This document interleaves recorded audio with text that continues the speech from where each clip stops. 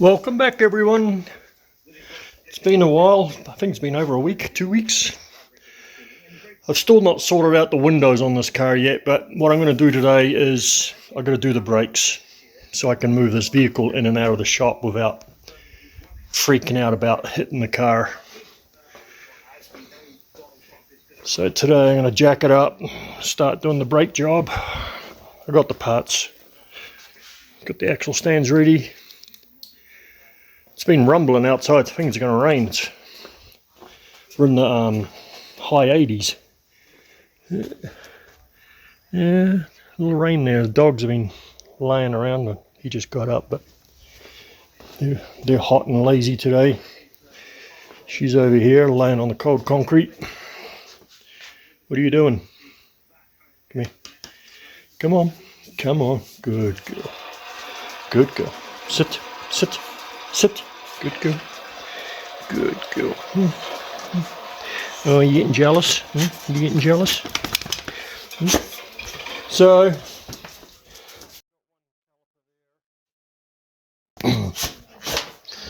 and now the rest of the brake parts are on there.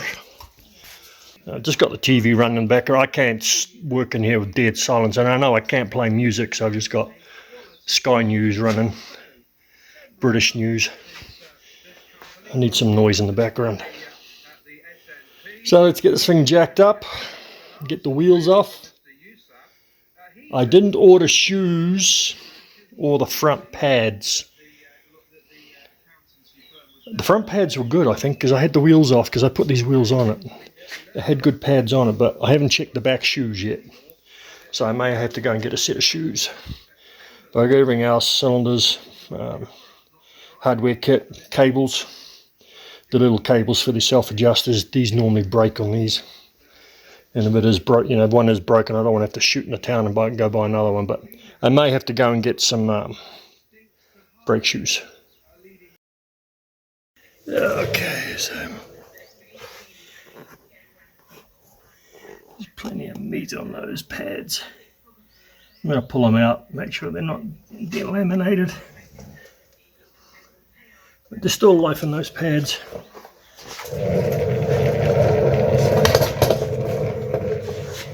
Pull the drums off. Let's see if I can get that drum off.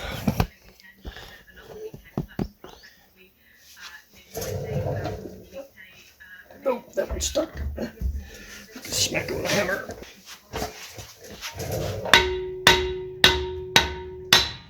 There it goes.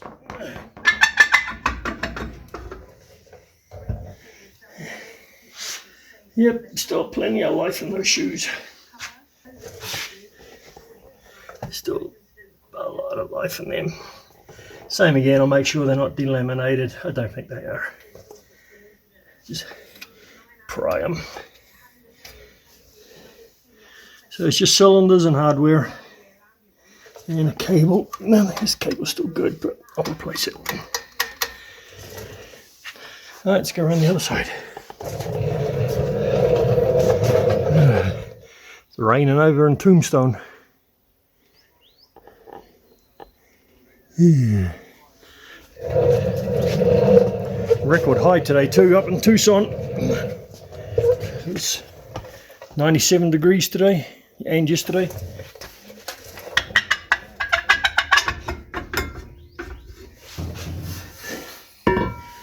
Alright, let's take a look.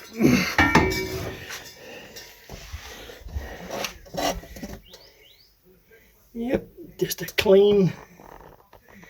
I'll be able to reuse those. Good. It's a budget build, so I've got to keep it a budget.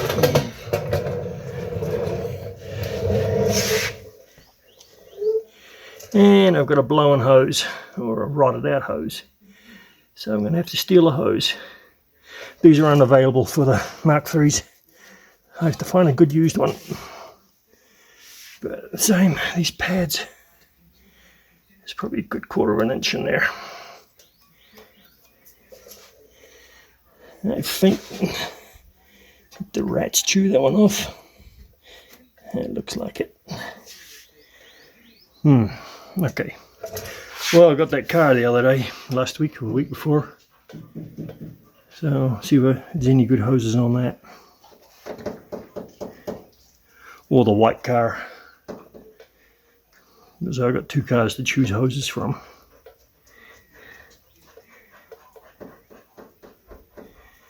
What's the matter, Daisy? It's hot. Come here. Come here. Alright, so I've got to get these calipers returned too. There's a core on them. I do have one, so I can keep one of them.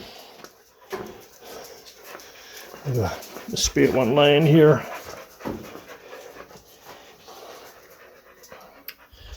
So, what shall I do first?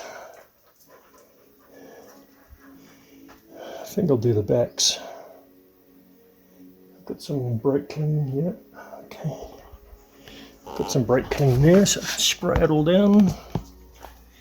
Let me get it all set up.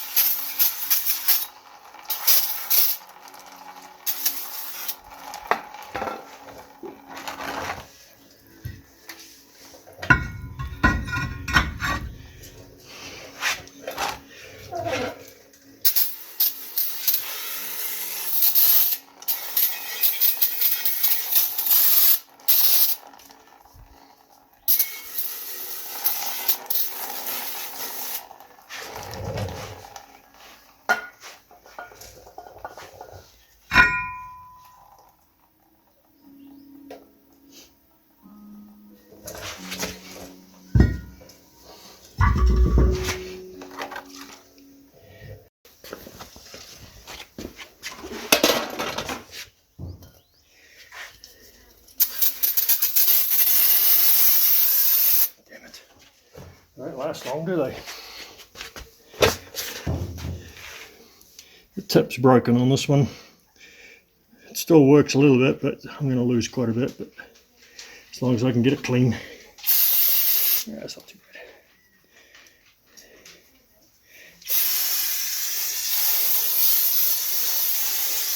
It'll work.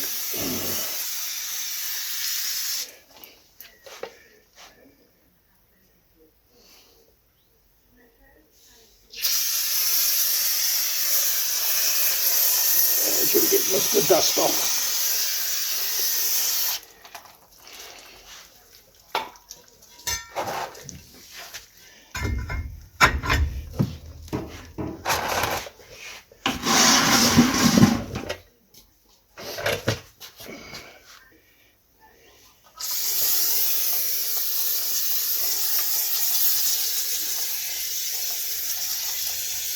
It's my last can of brake clean, so I've got to use it.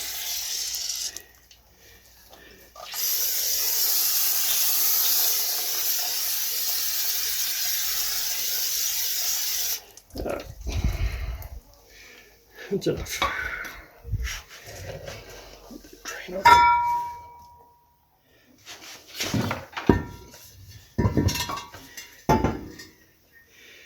Start disassembling. My mum is Argentinian, so my dad was not originally, he wasn't born in the UK. He moved to Australia when he was, I would say, Get off. and yeah, my mum, she grew up in a family where they spoke Spanish. So yeah, it's a big mix, but obviously I was born. I need a screwdriver. Since a young age, I know. Sometimes these springs pop right off, and other times you gotta fight them. So I just wanted to Just get it past it. In Spain or in Europe somewhere. Here it goes. So that was my goal. There's a little hook on here that hooks around the edge of the, it grabs the spring and brings it over. Just gotta, sometimes they pop right off. Other times you just gotta help them a little bit. I want to talk about your name. There you go. I'm guessing throughout your life. Take all this apart. Knocked out there. They think they can't. Something I always do, even though I do hundreds of these, I do one at a time. I just take one apart at a time, because if I'm unsure about something, I can walk around to the other side and double check to make sure I got it correct. I usually just use vice grips. These do pop off the retainers, but it's easy just do it like this. Just bring them down. You don't need to clamp them that tight, just enough to hold it so you can twist it. We're going to explore. Put your finger on the back and just turn it. I was never a sporting person, so I'm going to turn to some experts. You're Take them off. leaders in different ways. You know, you've got to show leadership on the field. You're there as a coach. A coach is always leading, and you're there at the governance level. What kind of stereotypes do you? The Sky News Sports Bulletin is brought to you by Vitality. Thank you. This is Sky News coming up. Predictions of a turning point in the world's consumption of fossil fuels would help.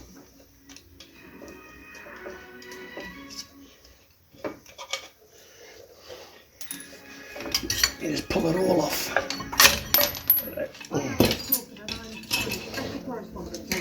Pull the spring back. Sometimes it'll pinch your skin, so do be careful. You're going to need these, save these.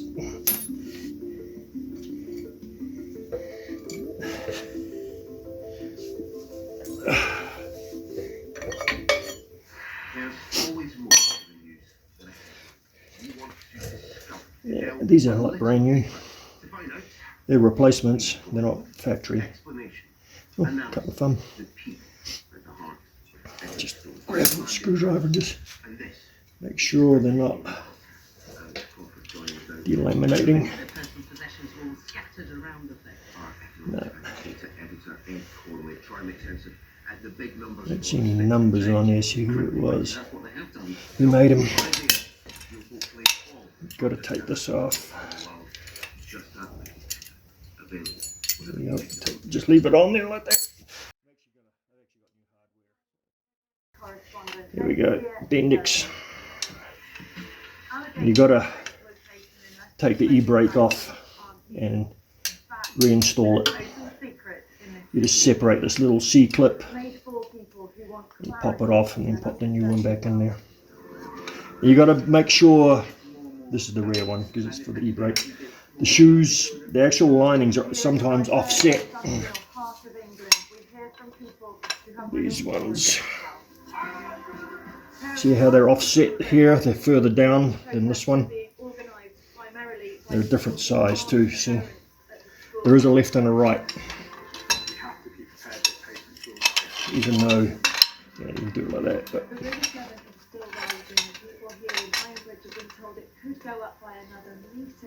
yeah, we're good. But if you're replacing the shoes, just pop that C-clip out, pull this off.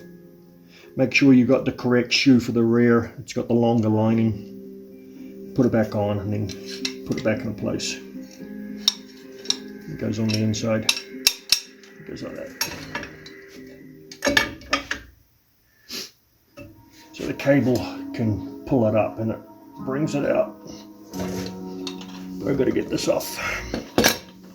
It's probably 1/2 inch and feels like 7/16.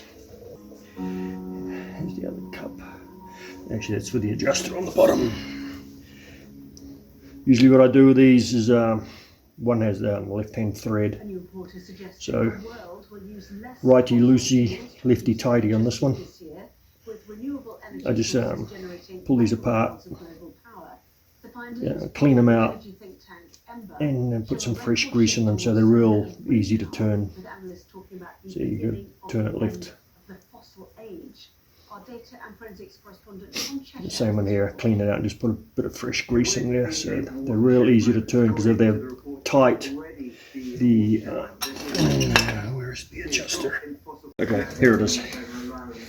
So how it works is this is hooked onto the bottom of the shoe with the spring, and the cable goes through here, and every time you hit the brakes or the e-brake, it moves this up and down, and that. Put this back together, show you. Put it back in there. It kind of goes like this. Every time you, it sits like that, and every time you pull it up, it grabs. And that's how you adjust, the self-adjusting brakes work. So the more these shoes wear down, you get a little more movement on that cable, because while it's not moving as in wear, it'll just sit there. It just goes up and down like this, and it just doesn't do anything. But once you get a little bit of movement, that's how the self-adjusters work. Crack that line. I think it's 7/16. You just use these line wrenches. They're cheap. You get them from Harbour Freight. That's all this is. Put it over the line. Make it 7/16. The showers will be concentrated over central parts, leaving Ireland and southern Britain with the rest of the sunshine. Just crack it. There it goes. Southwestern parts will see showers. That's the nice thing about southern, western cars, I mean, and southern. There's not a lot of rust. In northern cars or northeastern cars or rust belt cars, you'd probably rip the whole brake line right off it, because it would be rusted solid. Here you just got to worry about dust and black widow spiders. There's a lot of them here.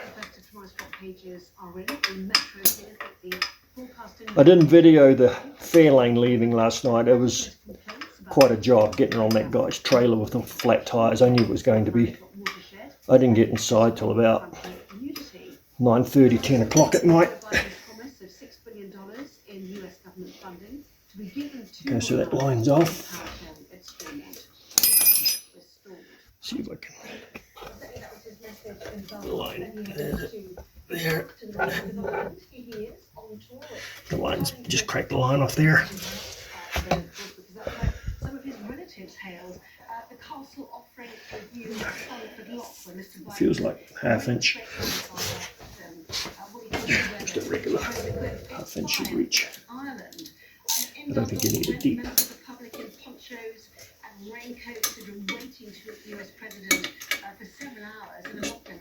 Two bolts in the back. Line out. Hung over one of the streets, and he went into McAteer's food house restaurant on the same shore earlier this evening, enjoying Saturn to start to meet him. He was very proud of the Irish meat, and then headed to a pub a little bit later on. Got it. He was in great Half-inch detail. bolt. Another one to the side. His family tree, effectively, and the connection with Ireland. Also, They went very tight. They were tight, but not as tight as I've had them. Didn't take much to pop that. You just pull it. Just give it a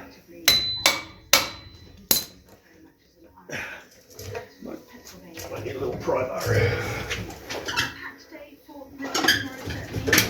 Pry bar or a big screwdriver, just to crack it. Yeah. It's got a bit of crap on it. There we go. There's your wheel cylinder. These are a left and a right, because the line goes in the other side over here. Some of them they're right in the middle, they're left and rights, but these are directional. They don't look too bad. So grab a new one. Let's see.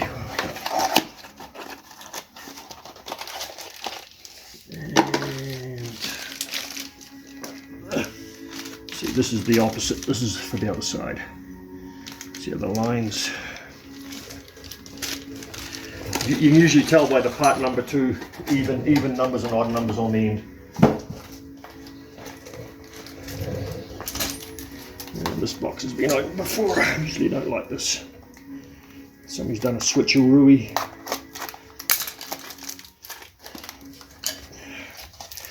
put the wrong part back in there.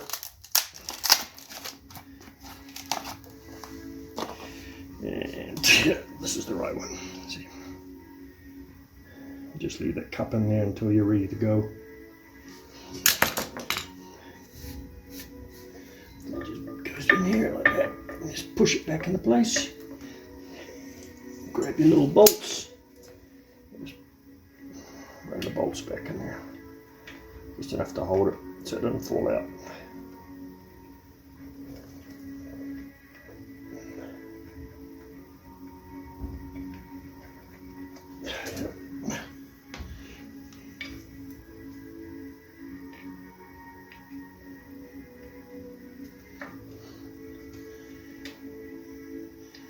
Now, with these Lincolns, there is one thing I've got to mention. These cars came with, it was optional, they came with ABS brakes.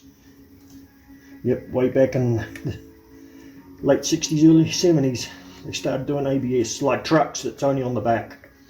Now, when you bleed these cars, sometimes you've got to do a fifth bleed. So you do a normal bleed, furthest, then you come closer and closer to the master cylinder. When you've done them, on these cars you've got to do a fifth bleed.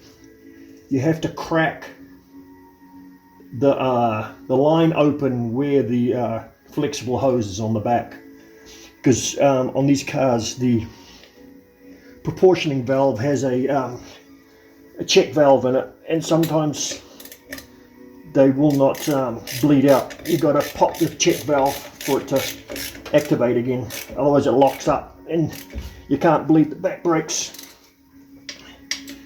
I've heard of guys bleeding and bleeding and bleeding and they've still got no brakes. It's because they didn't reset the proportioning valve. Not all these cars had ABS, it was optional. I think this car does have it because I think I saw the actuator. It looks like a brake booster. It's in on the firewall on the passenger side, right down by the frame. So that's something to remember if you have a Mark III Lincoln with ABS. I think they call it short track. There's a little, you'll see when you turn the ignition on, there's a little light on the dash. It is on the, I can't remember now, it's on the gauge. I can't remember which gauge it's on. Oh, sorry, I'm burping. And I've still got that cough.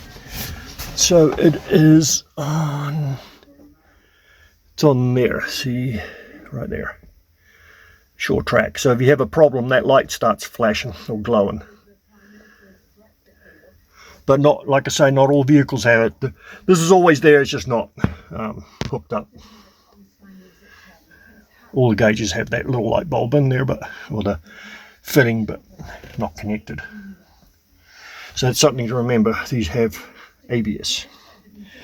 And if you can't get the brakes to bleed, the very last one you do is just crack the line.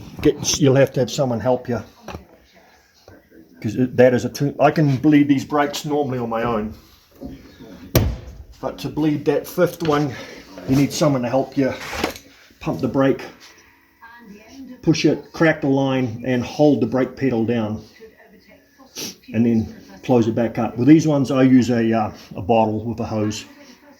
I can bleed them on my own. I have a little bottle I save.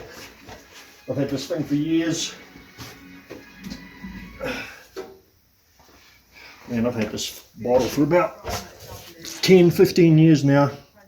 You always have a little bit of fluid on the bottom. And then when you hook it up, you make sure the hose is in the fluid, and then it just pumps the air out and bubbles up. And if it bleeds back, it sucks fluid back in. Like I say, I've been using this actual bottle for about 10-15 years. I don't even know, there's a date on here. I've had this a long time. I need to throw it out and make another one, because 2008, see, there you go. But it works good if you just want to do a one-man bleed. So you just stick it on the nipple, put the wrench, a little wrench on there first, and then put the hose on. Then you can open and close it. You just sit it on the ground, hook the hose up, and crack it open. Then just pump your fluid through. Make sure you don't run out up front. Keep a bottle ready to top off your master cylinder. And you just do this one, and then driver's side, then the passenger's front, and then the driver's front. You always do the furthest first and work your way forward towards the master cylinder. But like I say again, you may need to crack the flexible hose that goes up to the differential that hooks onto the hard lines that are in the back here to bleed the system properly with ABS. But yeah, putting this back together is just, you know, reverse of taking it off. Sometimes you have a little fight with your springs and lining up your e-brake rod. It goes up in here, so when you pull on the e-brake, it pushes. Push the shoe out, and that lever pushes the other shoe in the other direction, so both shoes are locking up for the e-brake. And there's a spring in here as well. There's a spring that sits on here like that, just to keep it taut, otherwise it'll rattle. And this one here is just the guide for the cable. You buy these cables brand new now. There's no point really fighting with the old ones, because they do fray and snap off and they rust. So there's just a guide so the cable can move. I did buy a hardware kit, so hopefully it's the right one.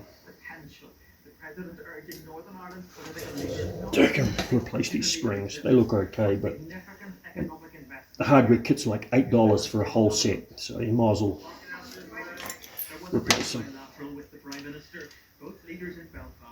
Like I say, you know, sometimes you've pulled it all apart and you think, oh shit, which spring was which? I can't remember which way it went. So that's why you only do one at a time. So now I can walk around to the other side and look and figure out where the spring went, if it went to the front or the back, because they are a different shape and a different size too. And then there's the bottom. The spring goes in here. This is actually that one of these is actually a bottom spring. And this one goes up there like that. So they hook over this. There's a little like a T-plate that goes here like that. Just a guide. And your cable hooks on there too. You put the cable on first. I'm not going to video putting this whole thing back together. It's a bit of a pain in the ass. Sometimes I get to sit here for. Sometimes it goes together real easy. Other times you can fight it. Trying to get these springs back on, they can be a pain. But if you use the right tool, and sometimes even with a good screwdriver, like you can get it here. I usually use a screwdriver. But there's a funny story. I know my friend Chris is listening to this. I was doing brakes on a 65 Galaxy convertible, and I'm a mechanic, and I didn't have one of these. I was using needle nose pliers to get that spring back on, and I'm not kidding. Where are we? It's not these ones, but I had a big pair of needle nose pliers, and I was trying to get that spring back on there. And you guessed it, the needle nose pliers came off and hit me right there in the eye. Right there. I pulled the pliers out. And as soon as I pulled the pliers out, I felt all this hot liquid running down my face. And I said, oh fuck, I just popped my eye out. I pulled the pliers out and I was so scared I wouldn't look in the mirror. It took me about an hour before I had the courage to look in the mirror. But I hadn't popped my eye. I'd stuck the needle. I've still got the dirt in there. I've got a black spot and here where the pliers went right in my eye. I literally thought I'd pop my eye out. So my friend Chris brought me a pair of pliers, brake pliers. So yeah, we always joke about it when I'm doing brakes. See there, that's what these are for. So you put the spring, you put the spring on here, and there's a little cup in here that hooks in there, and that's how you're supposed to do these. It usually works, but sometimes this can be so tight, and it freaking slips off and stuff.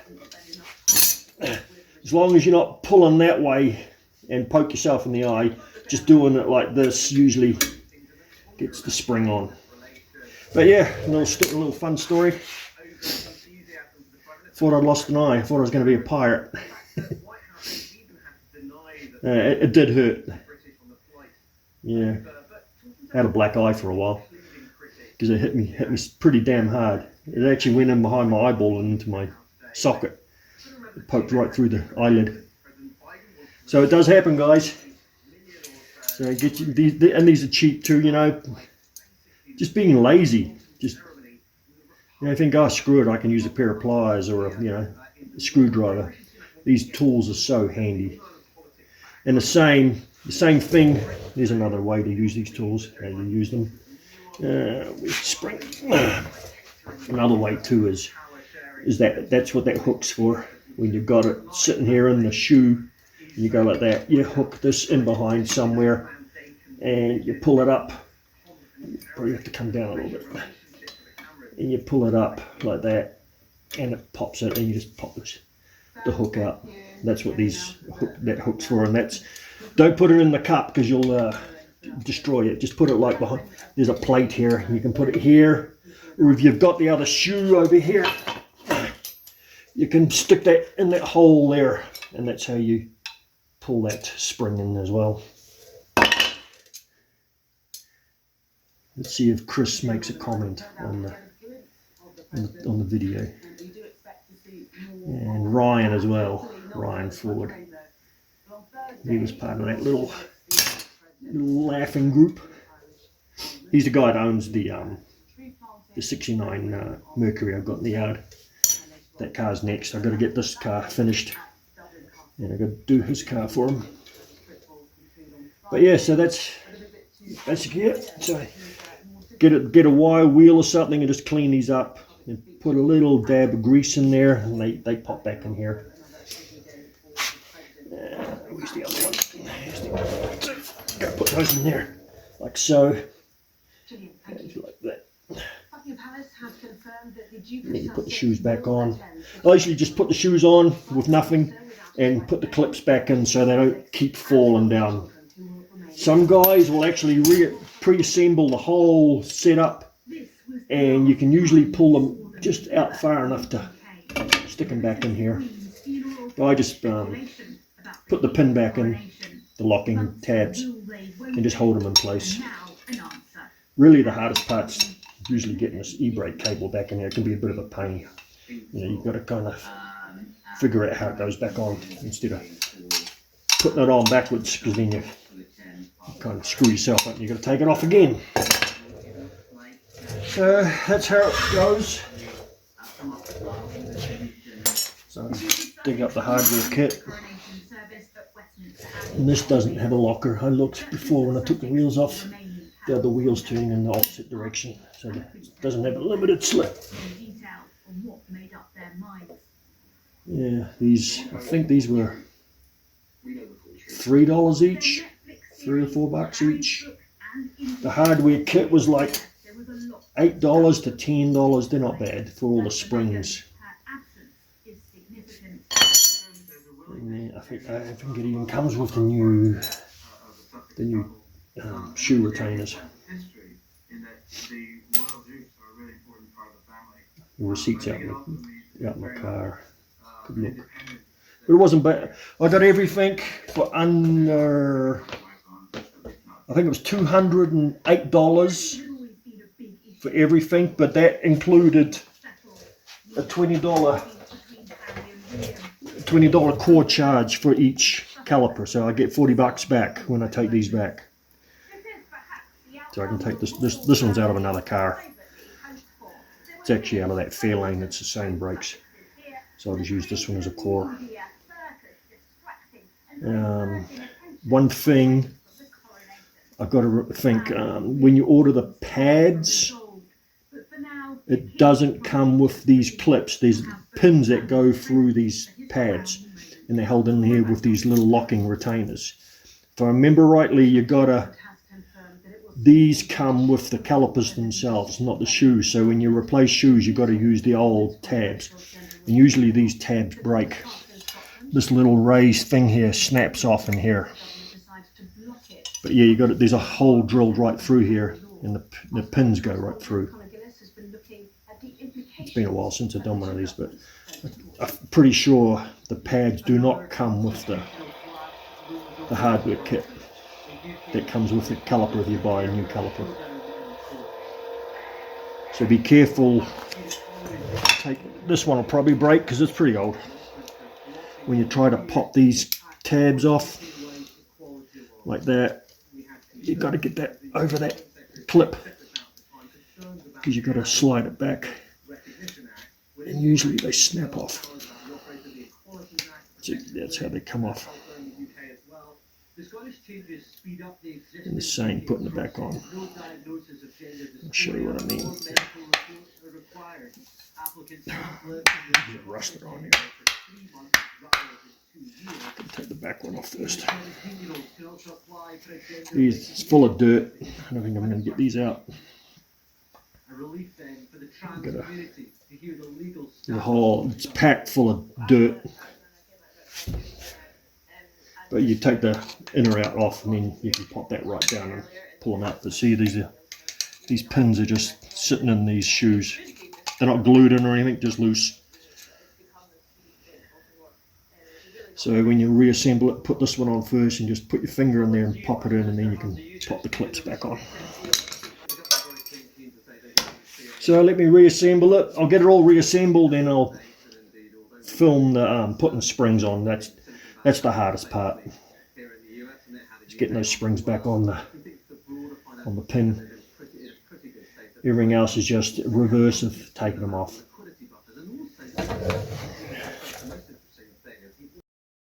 So here's the hardware kit. So you can see what I mean. Usually has extra springs in them too for different models. There's the retaining pins for the shoes to hold them in place. The new little cups. Those are the springs for the retainers. And it's a kind of a oblong spring. That's for the handbrake, the e-brake. Yeah, it's not a bad little kit. So it does both sides. So you only need to order one kit. There's the part number. This is from Napa. And the same with the cables. Here's the part number for the cables, the adjusting cable. Like everything else, unfortunately. So here's a brand new cable. So pretty straightforward. And I have front calipers and a master cylinder. I've got to bleed that on the bench. And these boxes I need to return with the calipers in them, so I can't throw them out. Here's the other cable. The fronts are a lot easier. Undo the hoses. I need to dig out a hose out of one of the other cars. Just a matter of unbolting the caliper, taking the shoes off, putting them back on, and we're done. It's a lot, it's a lot more work rebuilding these, or putting them back together. Here in the diverse industrial heart of England. Okay, so now we're going to put these springs on. I'll try and use the tool. It goes there like that. Hook it. over the cup. Pull it. There you go. The river Severn is still rising. People here in Ironbridge have been told it could go up by another metre. We aim to be the best, the most trusted place for news. Ooh, it's just, it didn't go on.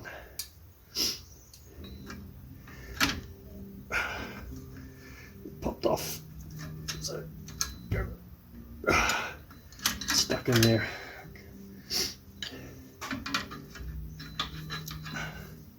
Spring popped inside the hook tab.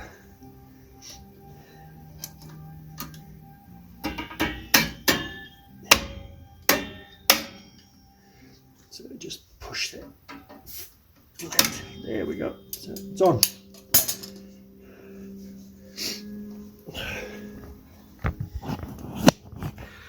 So it's all done. I put the lower spring on. It's just the same setup. It goes on that bracket, the adjuster bracket.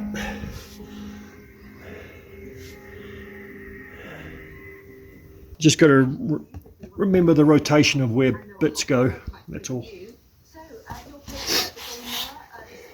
There is a rubber cup that goes in the back here, but you can't put that on yet because you've got to adjust your brakes. Because I've got this wound right in, so it's going to be really loose. And just make sure everything's seated. The cable runs in there, goes over that little plate. Like I say, it's a little guide. It comes down here. And every time this opens and closes, you see it pulls on that cable. Actually, I'll bring it over here. So how the adjuster works. You'll see it. Didn't take much. See, hear that? It actually popped it. Here, do it again. It's actually adjusting it.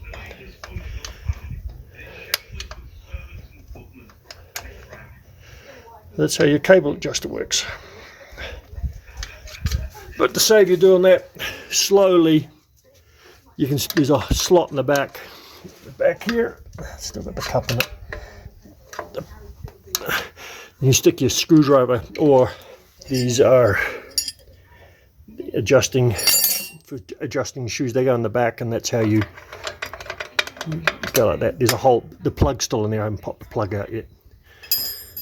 They come in different shapes and sizes. I've got these two, just a little cheap flat one. Because sometimes you get stuck with this, so you've got to get a right angle one, and I've actually cut this one to fit. See, so it gets in here, and because there's sometimes suspension in the way. When there's a little one, it just looks like a flattened out screwdriver. But you need a flat one usually, and one with a good angle on it. So like I say, you can get in there and hook it. And usually, if you forgot which way it goes, you can usually feel when you're doing these, because one way it just doesn't want it, it'll pop. See what I mean? Because it's hooked on that plate. But if you do it the other way, you can do it this way. See, it's simple. It's quite loose. So you put it all back together, put the wheel on, and just turn the wheel, keep turning the wheel, and just adjust and adjust until you feel just a slight bit of resistance in the wheel. Only slight. You don't want too much, because you don't want to burn up your brakes. All you want is you just want to take the distance out between the shoe and the drum. So the less movement you need, the more braking power you got. Otherwise, you're just blowing fluid to move these shoes into place, and you've got hardly any braking. So you can get the tolerances between here and the drum really close. The better your brakes are, more efficient. These shoes actually look like they were brand new. That's a lot of meat for sorry, my fingers are down here. Got the camera pointed in the wrong direction. There's a lot of There's hardly anywhere in these. These were just done before it got packed up. Do one at a time, or take a photo, a good, good detailed photo of the way it all goes back together. You can't go wrong. I usually just do one at a time. I walked around and took a look because I can't remember which way this plate went. Because one side is this plate. One side is a little tighter, and the other side kind of swoops out a little further. And where to place the spring, there's a spring on there, stop it from rattling. And that goes on the brake. See, it goes on the brake lever and behind there. So when you pull the lever, it pushes that shoe that way, and it pushes that shoe that way. So it's braking on both. And these holes, if you have to, that's to get the axles out. You see the bolts there for the axles, nuts and bolts. Sorry, I'm burping a lot.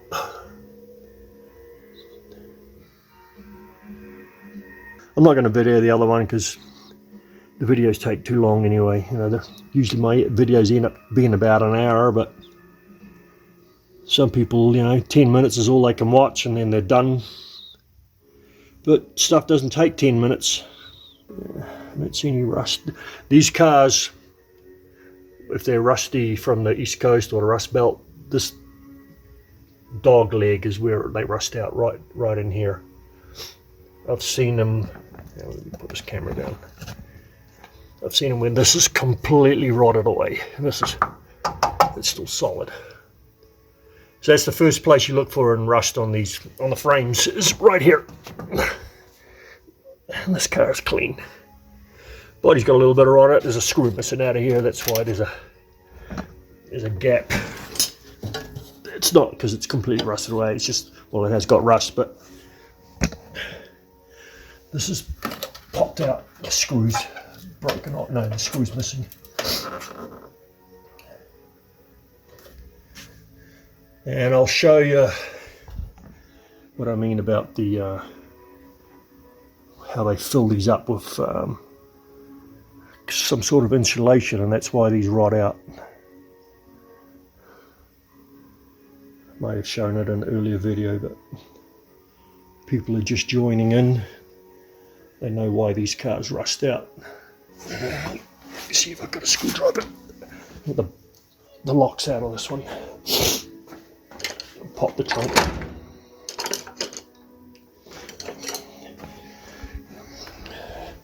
If somebody's watching this and they haven't gone back to earlier videos,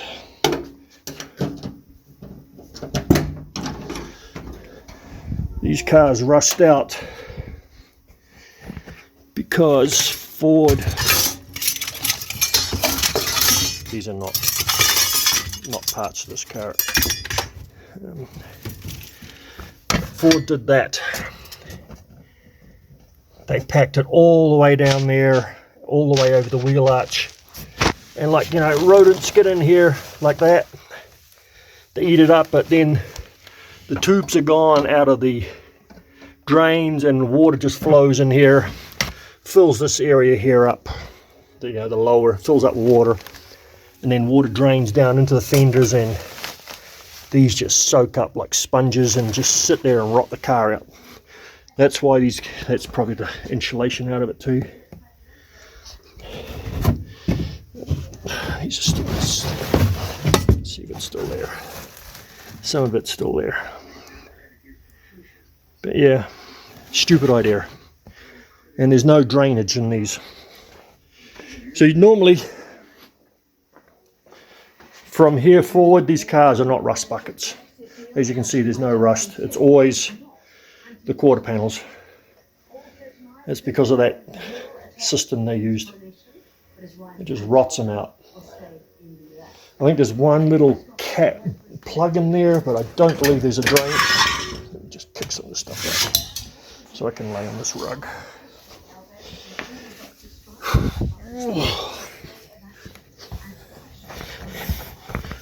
See what I mean? No drain. There's one little rubber cap here, but it's sealed. The cap there, see it? And it blocks up. I think originally it probably had the little, like a little rubber door on it, but this is solid plastic. And that's why these cars are rust buckets. Normally they rot out here too in the corner of the trunks.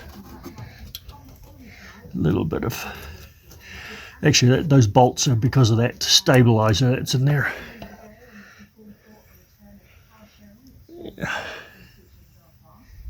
Yeah, poor design. Well, you know, they were in a rush to get this thing on the market, so there was some poorly designed stuff and a lot of, you know, across the board stuff from other cars. These are based on the Thunderbird, and they're also Torino based, believe it or not. There's quite a lot of stuff in here from Torino. So that's how you do the rear brakes. So I'll get the drum on, pop the old rubber cap out and adjust it. And I'll go and do the front, the other one, sorry, and then I won't film that one, then I'll film one of these. These are pretty simple. I'll adjust it, and then when it's just about ready, I'll video that so you can see how much resistance there is in the wheel. Because you don't want to over tighten them, but you do need to have it just so it's just slightly binding.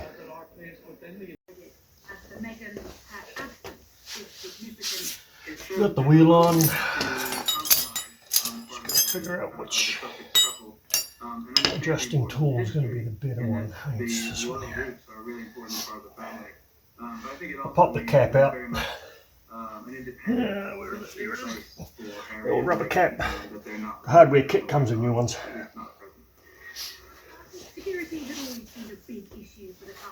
So now you just got to kind of, see the wheels, there's no, it's not even touching the shoes right now. So you got to get them behind here. And just find the wheel. There it goes, you hear me clicking it?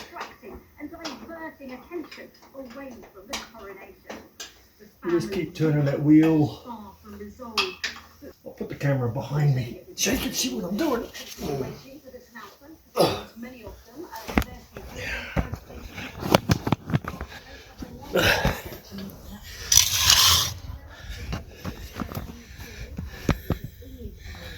It's hard to see that slot because it's right behind here. Let's see if I can.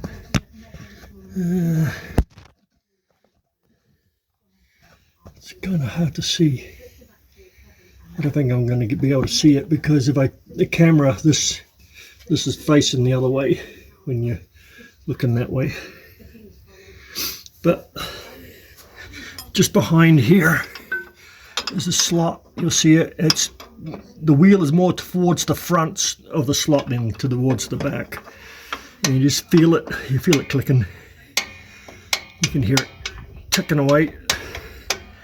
That's the wheel rotating on that adjusting plate. So if I do it the other way, it won't go. See, it's stuck. You just keep, hear that? I'm getting a little bit of contact now.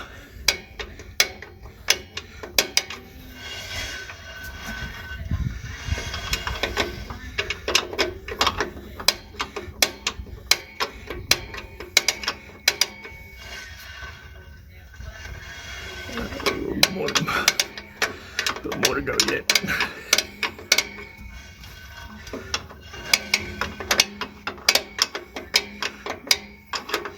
If I can do it from here, kind of, there you go, you can see it there. So all I'm doing is just pushing, rotating the wheel clockwise.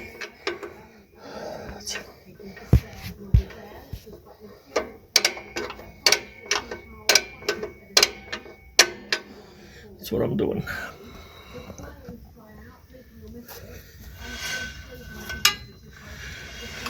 Got a long way to go yet.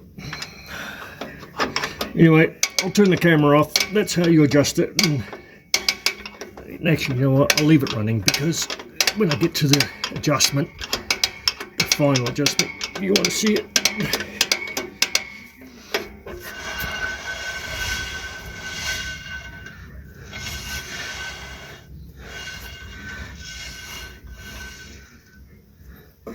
So that's the...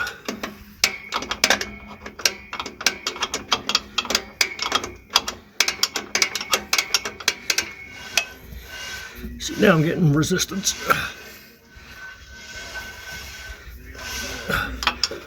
Now I've still got to bleed these brakes too, so I may have to adjust them again later on once they get settled in.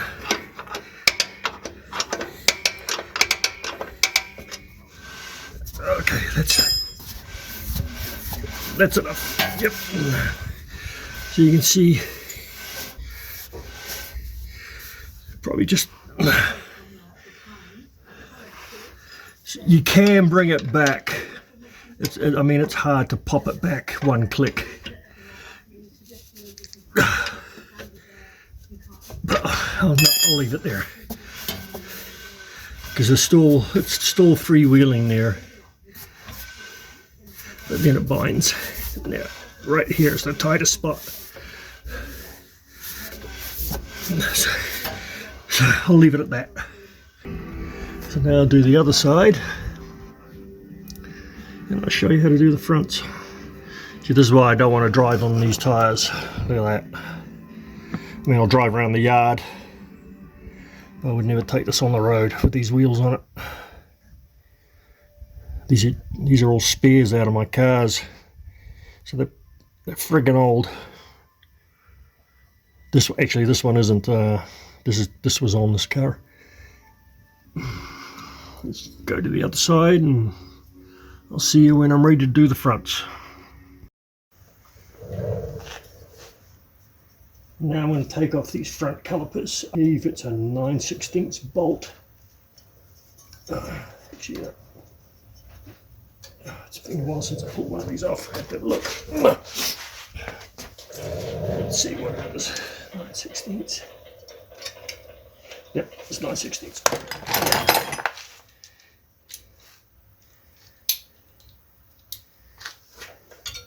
And then behind these little clips here, there's a hole in the back, and the bolts are in behind that. So,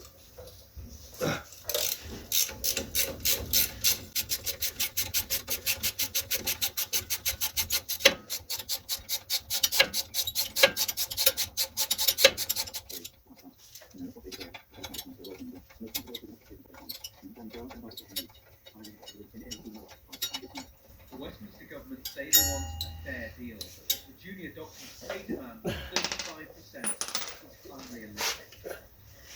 Patients are caught in the middle. Phil can get on with his life. He volunteers at a food bank in South London. Have to check up for the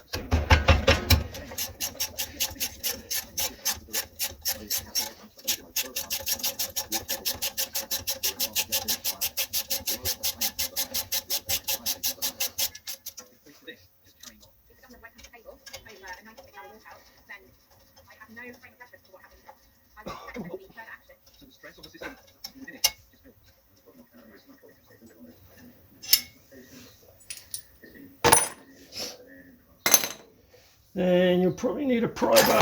Kind of pry. It's probably stuck on the good. Just break it loose.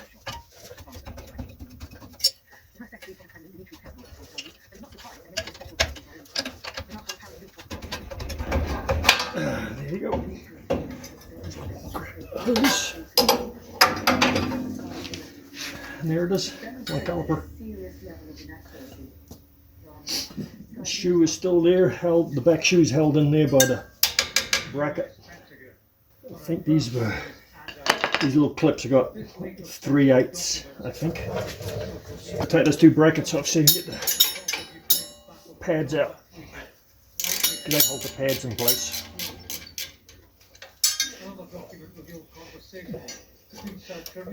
Just undo them and swing them out of the way. You don't have to take them right off.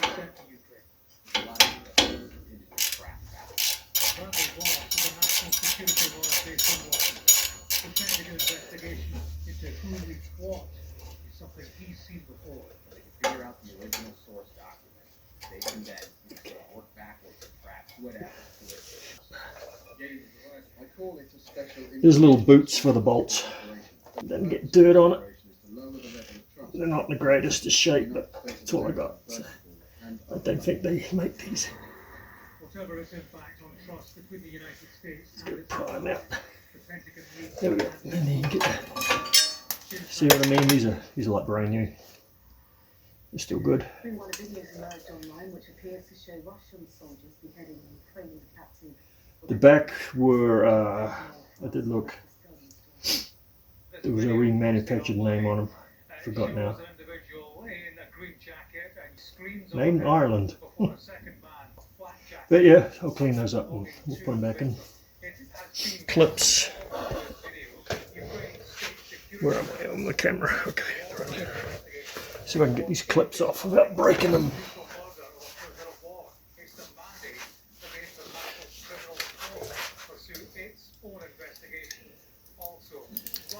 Kind of lift it up. Because I haven't looked in the boxes yet to see if there's a clip kit. Now on to some of the other stories making headlines this morning. Pakistan and Lift this up. You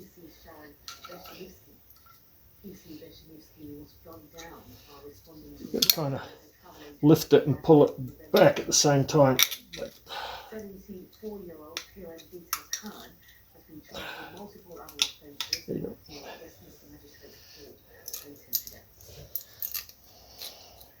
The White House has declared the street drug crack an emerging threat to the nation.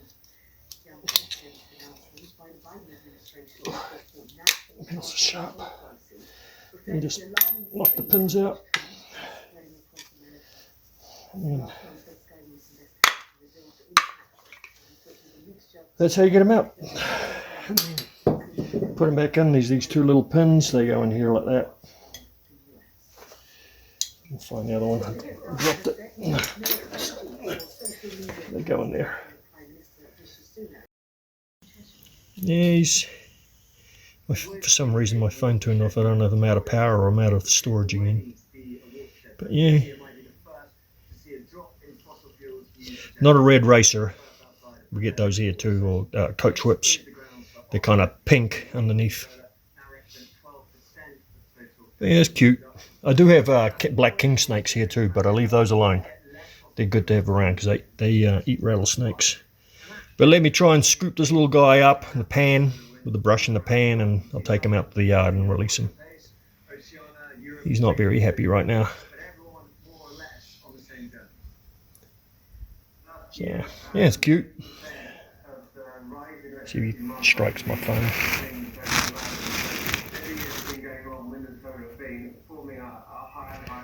It's cute.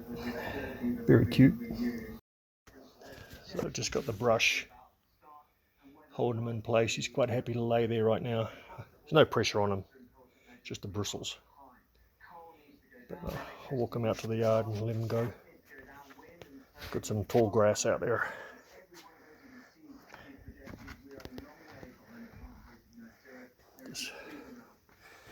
Oh, come on, don't you move. Just stay there for a minute. Just poking his little head out.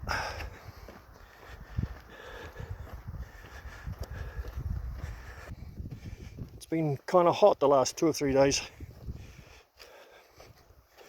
It was 99 degrees in Tucson yesterday. So it'd be about 89 here in this area. We're about 10, always about 10 degrees cooler. Okay, here we go. Here you go, little fella. You go find yourself. Come on. Go find yourself somewhere to hide. And he's off. Come on, where you go? Good, that's good. All right. A little excitement. Well, at least it wasn't a rattlesnake. I gotta get the yard mowed down too, because rattlesnakes like the tall grass so they can hide, and I can't see them when I'm walking around, especially in stuff like this. I like to hide in that sort of shit. I was just going to close up the garage and I looked down and I saw the tail just tucking in underneath that toolbox. That's why there's rags here, because the gasket's gone on the corner of my garage door.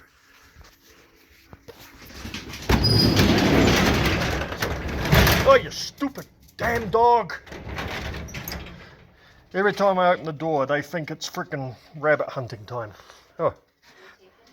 Yeah. Wife's walked into the garage and she's off. Yeah, there she is.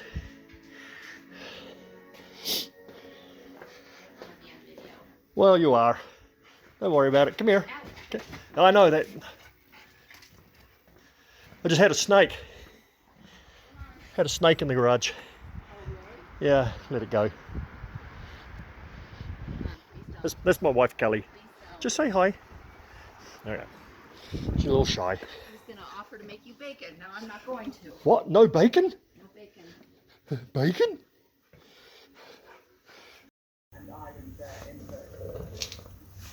So here is the reman caliper. As you can see, it comes with the new rubber boots, so you don't have to try and save those old ones. I hadn't looked in the box yet. These little rubber boots, that's where the pins go in. So the caliper can slide up and down as the pads wear. And as I said earlier on, the caliper kit, I'm just trying to pick something up. The caliper kit has the pins and the clips for the brake pads. They don't come with the brake pads when you order new ones, so you've got to get these with the new caliper. They are a left and a right because the bleeder is offset on a different angle. The other side comes out this side. But install is pretty simple. It comes with a new banjo bolt. I'll show you if you don't know what a banjo bolt is. Because I did pull the other one off because I pulled it all apart before I opened the box. So the banjo bolt is a bolt that has these little holes in it. And it's called the banjo because that's what that looks like. It's got a hole in there, so the fluid can go through there, and then it passes through the bolt and through that hole there. That's how. So that's a banjo bolt fitting. I will keep the old one.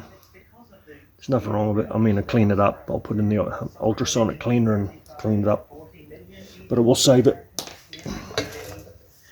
And like I say, I'm going to reuse the pads. These pads are still good.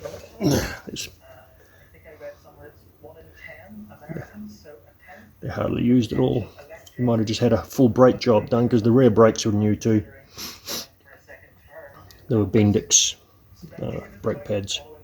And they had Reline stamped on them, so they weren't the factory ones. These were made in Ireland. Kind of weird. Unusual place to make brake pads, but oh. I mean, the car's been off the road since '83, so I didn't even know that. Whoever made these is still around. Can't quite make out the brand name. Let's see if I can clean that off. The two-shot greeting, President Biden there as they go into. Can't see anything. Anyway, put these back together. He held in his honor. I am going to have to round up some hoses. There is a company that's making these hoses. They're really expensive. It's Mark II Industries in California. It's Continental Mark II Industries. He does have the hoses. I'm going to scrounge up some hoses for now because, like I've said, guys, I'm really trying to save my pennies because I haven't worked in over a year, so I can't just go throwing money around. And this car is a budget build. So I'll go out and see. I've got 2 cars, actually probably more. 2 or 3 cars I can pull. Actually, yeah, I've got 3 cars. I can pull the best hoses off for now, and when I've got some money coming in again, I'll replace these hoses. I'm not going to really drive this car. This is just like a build to show you that you can put a car back on the road. It's been sitting for 40 plus years, and I've still got to do the paint work on this. I'm still going to try and polish it, but I want to get this thing mobile and get it in and out of the garage so I can start on that 69 Mercury for Ryan, get it back on the road so he can drive it. He hasn't driven it in years because he couldn't get that fuel pump back in. So let me put these calipers on, and I'm going to go out and scrounge 2 of the best hoses I can find for now. I was going to order a couple of Mustang hoses. I did look online. They will work because they have the same fittings, because they use the same calipers, just the bracket's different. But I thought, oh, let me see if I've got some good hoses out there on my cars before I blow $200. That's what these cost, $200.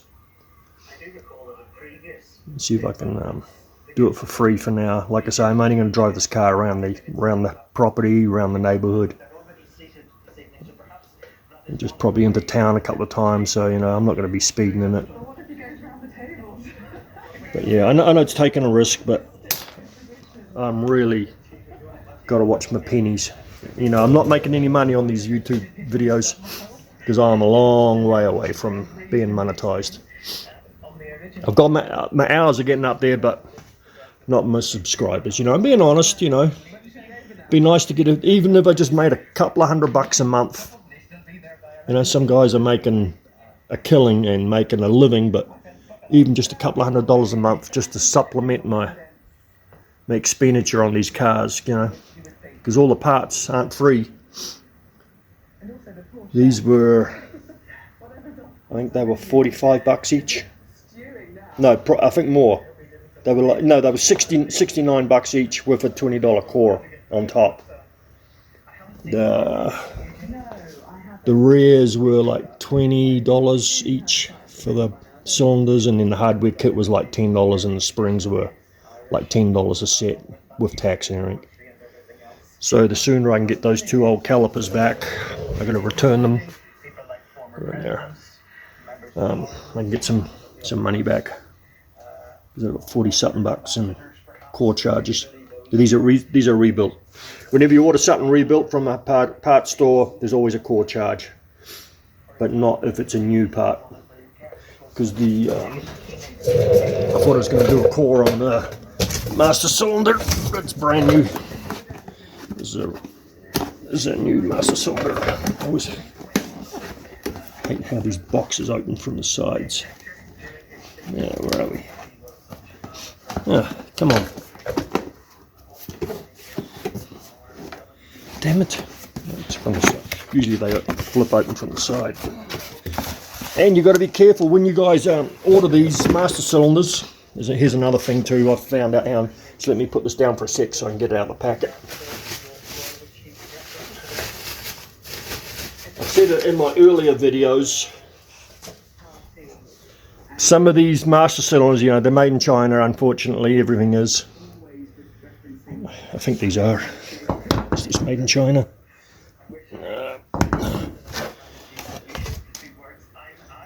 I know even the rebuilt cylinders, those calipers were China.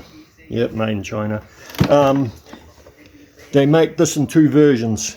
So when you order it, check the box before you go home.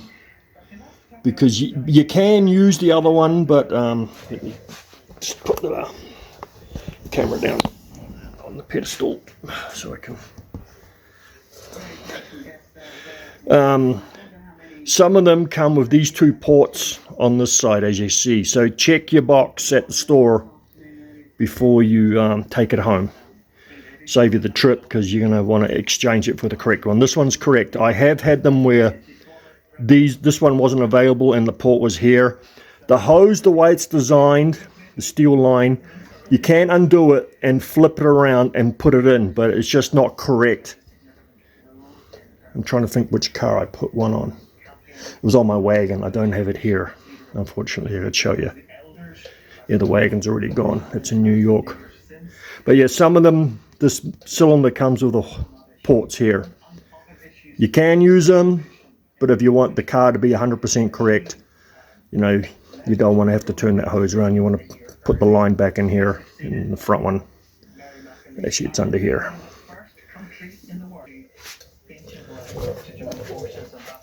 So I'm going to get this caliper back on. It's easier if you turn the wheel to the direction you're working on too. Makes it easier to reach around there.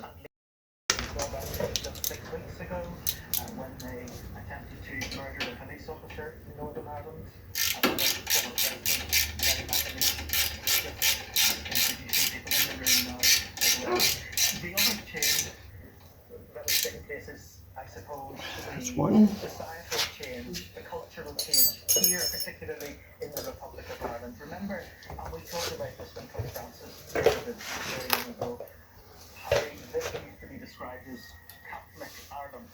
And that's not the case any longer. The church has gone from being at the centre of the community to not holding the sway it once did. I'm just going to put a little bit of tension on it because the spring is under load when you it's in the right position.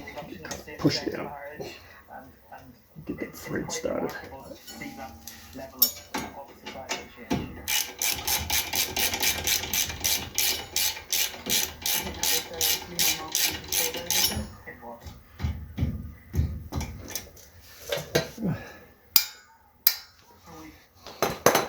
That just holds the pad in place and stops it rattling. So now I've got to put the brake pad back in the caliper.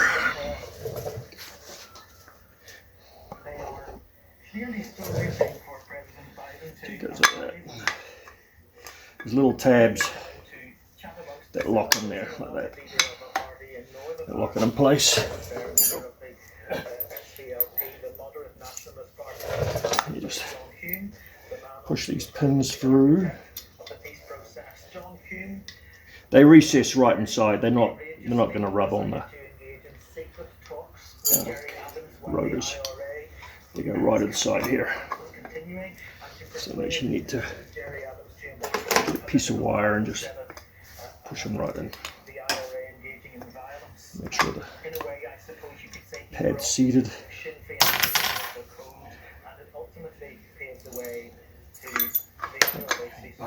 Come on. So I need to just need to get something in there and push it.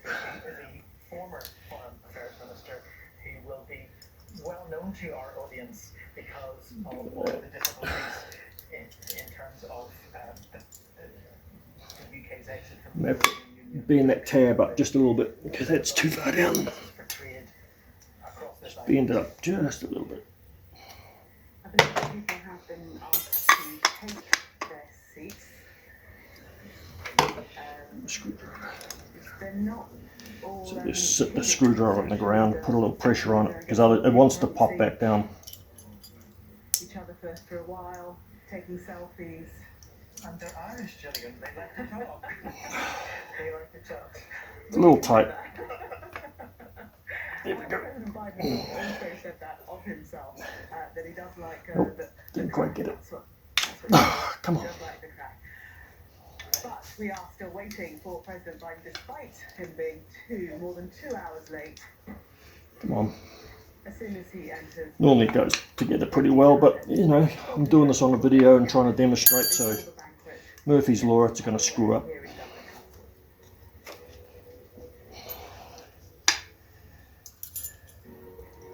So you've got to get this plate slotted in that pin, and then you just slide it in.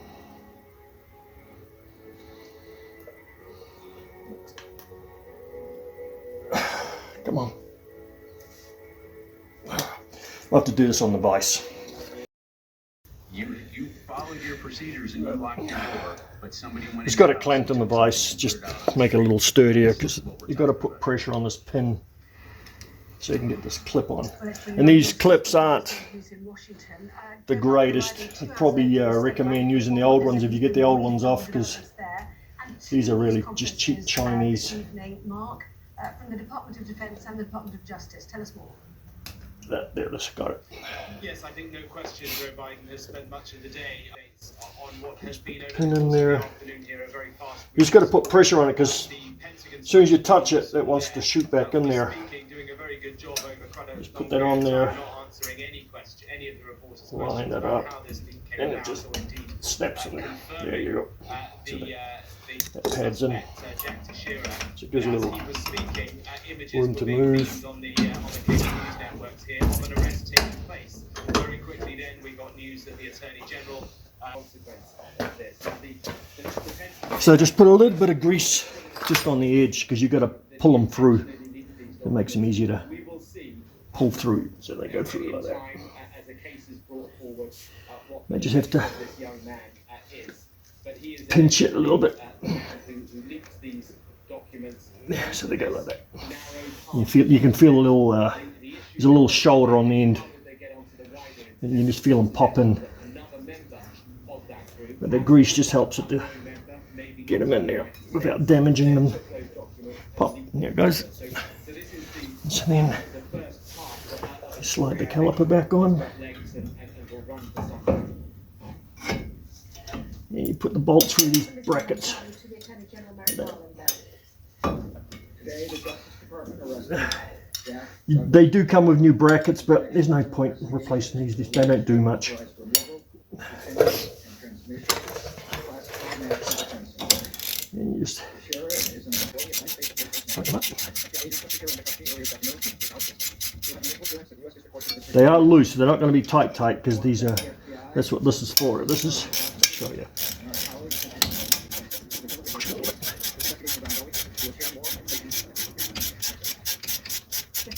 Defensive questions. What's your bad actor? Or is he simply It's designed so this caliper can move in and out. See, doing this information? because when they wear out, the caliper's got to be able to You say, move inwards you asked for 21 to make up for the wear on the pads. That's it. So I just got to find the hoses. The hose goes on the back here. When you don't forget to put the copper washers in there. It's still got a washer on there, but just pretend it's not there. You got to put that there, and then the other copper washer on this side. They're just crush washers, so it seals.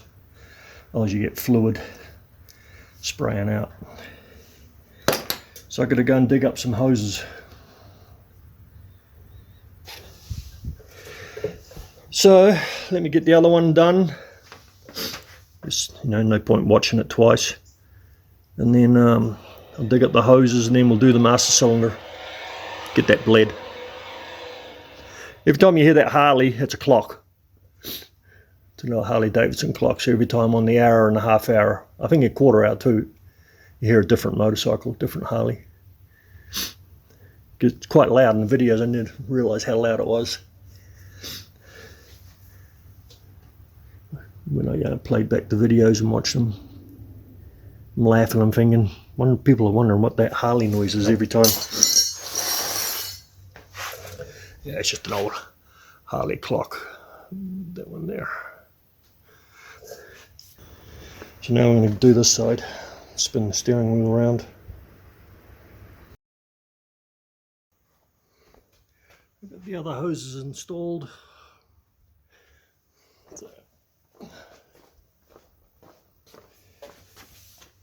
That one, remember that one was all chewed up and eaten away.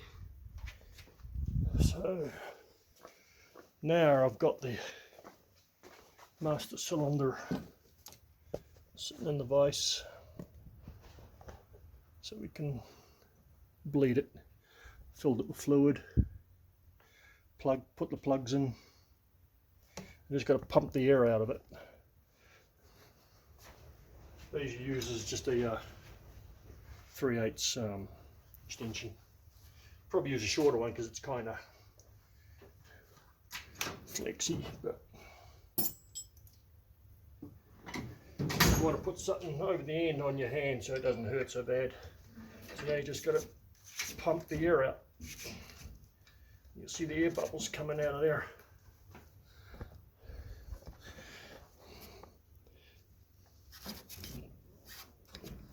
See the air bubbles?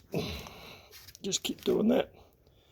Let it settle, and then just keep pumping till all the air bubbles come out. That's how you preload the master cylinder. So put the cap on. I'll top that off when I put it in the car. Put the bail on.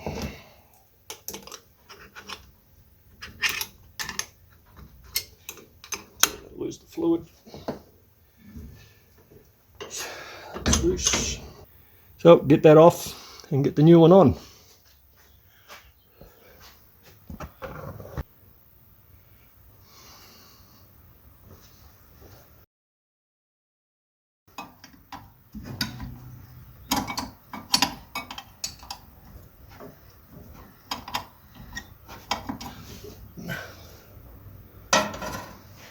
All these steel lines are still nice and solid.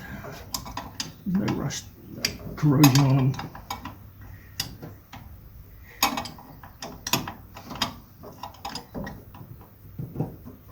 Come on, get on there. I could probably just use a regular wrench now just to get it off, because I cracked it.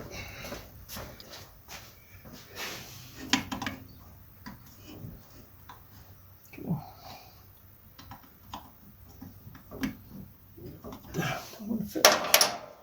Okay, so use this.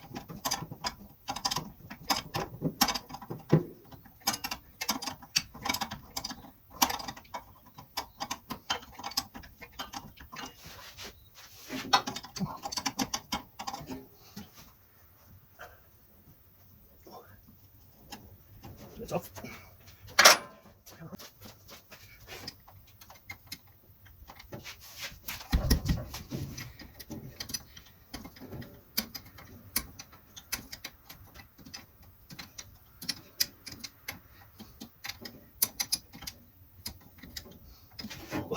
A little awkward because the car's lifted up, we're going to reach over. And that's it.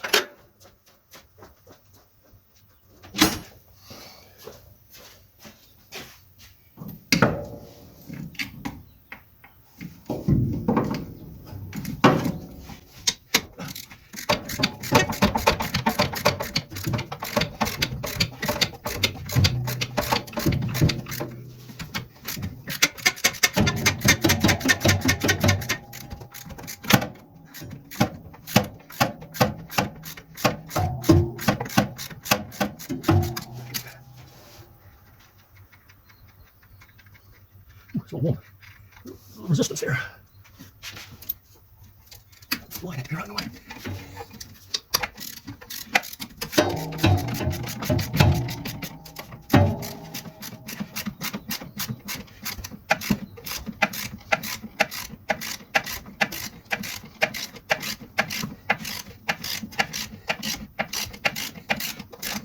These are lock washers, that's why they're tight.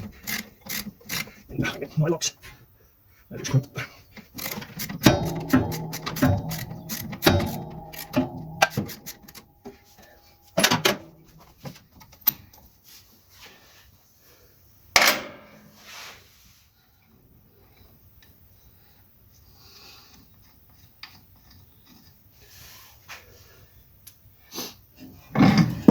There we go.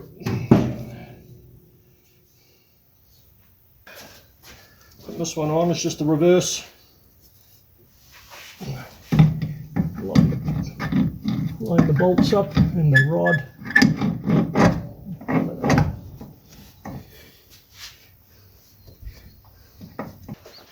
Here, footsteps. Hello, come here. Come here. Hello, boy. Sit, sit, sit, sit. I know what you want. Yeah, typical Doberman. He leans on you. Anyway, so I've got the master cylinder topped off. So I'm going to hook up the hose onto that back wheel with the bottle. I'll just go a little bit in there just so it doesn't suck air back up.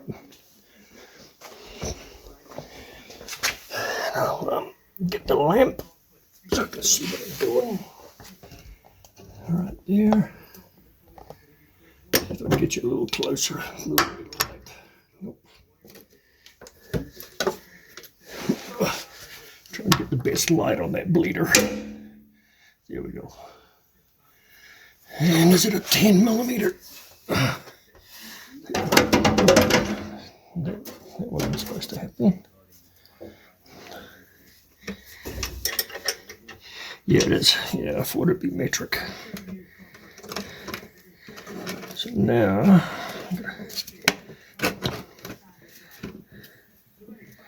just crack that loose first. Okay. Then slip the hose on.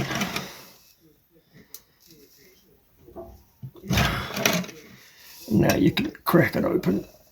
I can already hear bubbles coming out. So, I don't know if it'll record them. Bubbles coming through. Let's see if you can see those. So when I pump it, you'll see bubbles coming through there. Oh. Take that off.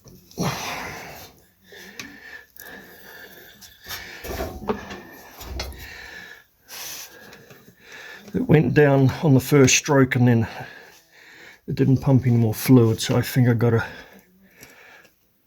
bleed that master cylinder again.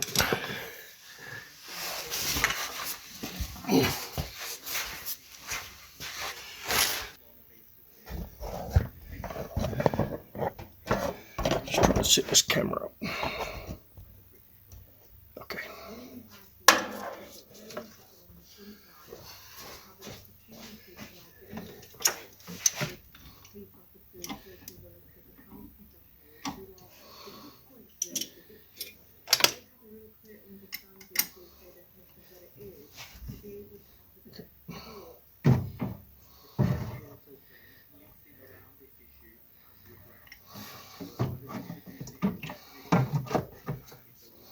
Just make sure the hose is in the bottom, so it's sitting in liquid. Crack that open.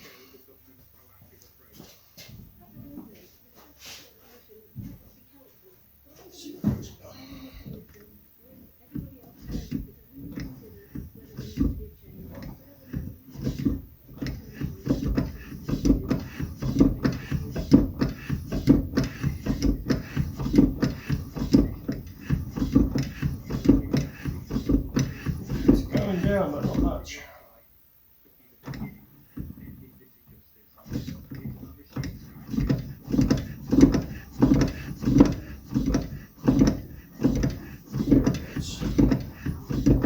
Now we get some movement.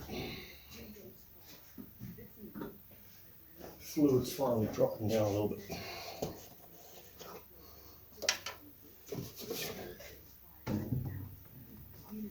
Awkward.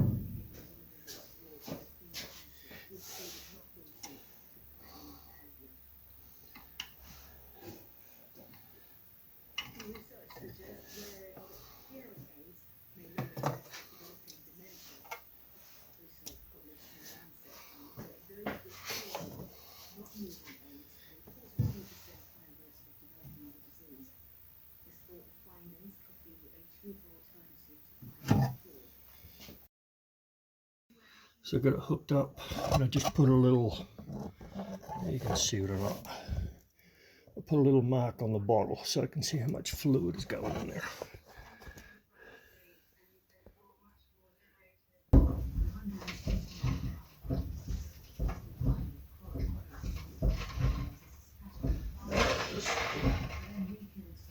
Through hear the water, the fluid spread in the bottle. Yep.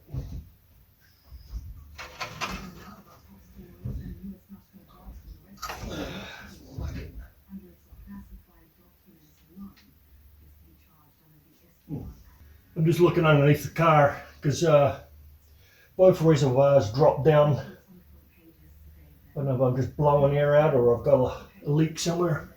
Because only one of them should go down, the one I'm bleeding. Because the pedal just got hard. And the fluid is moving, but it emptied out both reservoirs. So hopefully it's just air. I'm pumping the air through.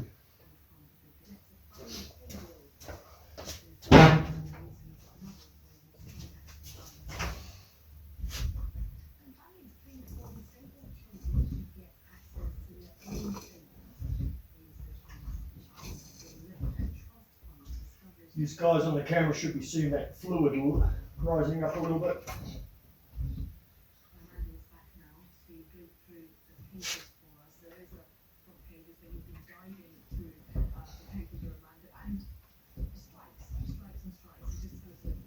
Oh, that pedal's hard.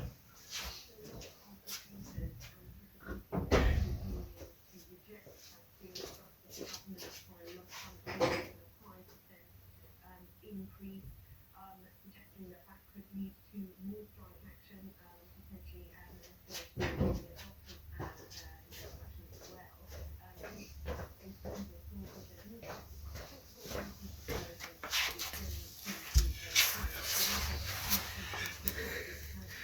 Well, it didn't go up much.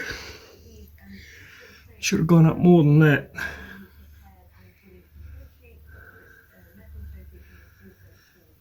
I wonder if I'm fighting the ABS unit. Because it is barely moved at all. Where are we? Yeah. The fluid's going somewhere. Maybe it's just filling up the whole system. Like everything's just dried out. And I'm just topping everything off. So it is doing so.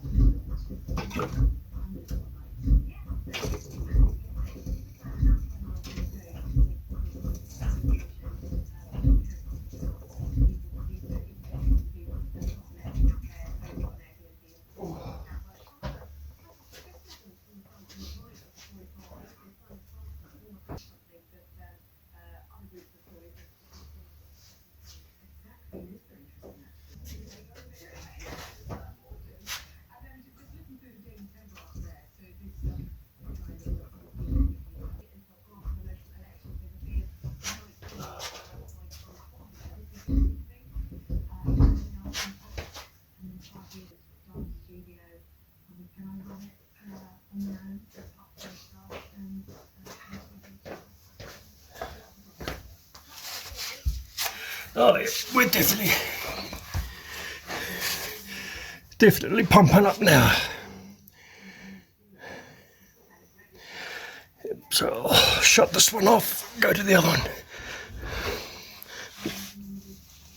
And then we go to the other side. So now we do the passenger side.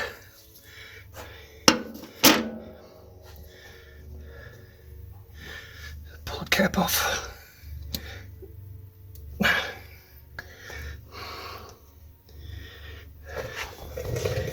Make sure that's a 10 mil. Yep. Okay, so now just do the same again.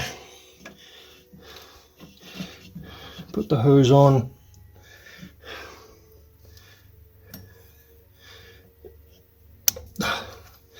Bit tight. And make sure the hose is touching the bottom of the bottle. We do the same, we just the air bubbles coming out of there. Have you heard those? There was a bunch of air in there. It's still under pressure. See a bunch of air bubbles coming out. I can hear the air. I can hear from over here.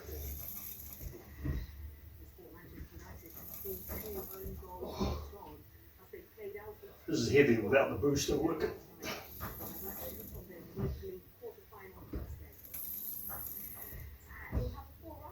Try to pump 2 full reservoirs full into that caliper. That's it. Just drain it out.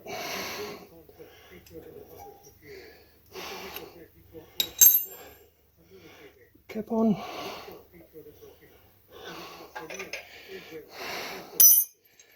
All right, hopefully last one.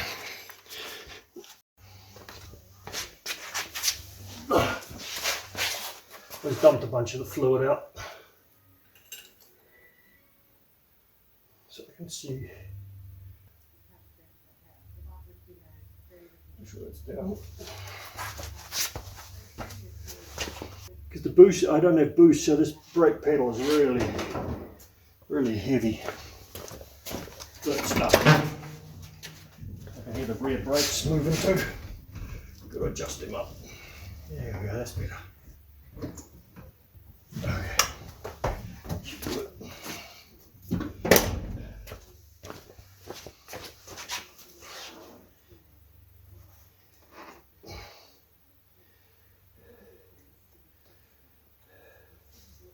So I dumped 2 reservoirs in there.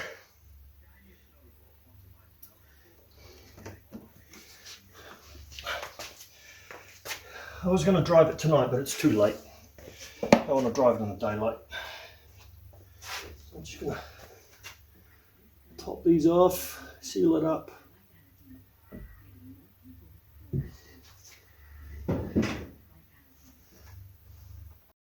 Got both doors open, there's a good breeze blowing through. It gets pretty fumey in here when you fire these old wheels up. Hopefully it starts. I've got wheels on the back so I can test the rear brakes.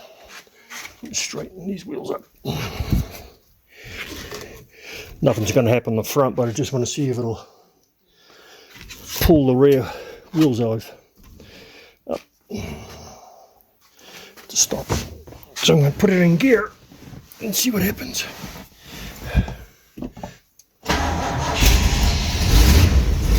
Yep, pretty good. 2 or 3 weeks.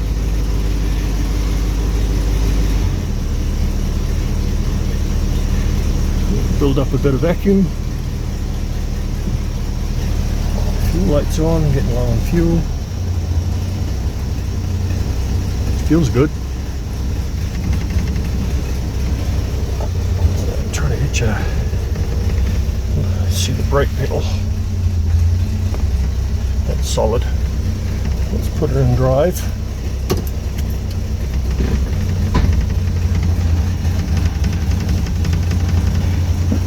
That little wheel's turning. Yep. Let's see if I hit the brakes. Yep. That's good. I want to run them in a little bit anyway, so I can readjust them, do a final adjustment on them, give them a little. Speedo works. Bonk, that's good.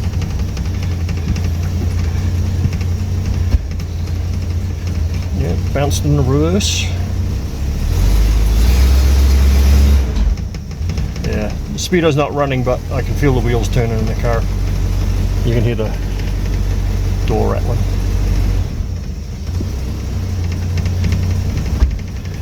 Thump. Brake under load. Oh yeah. Yep, it's good.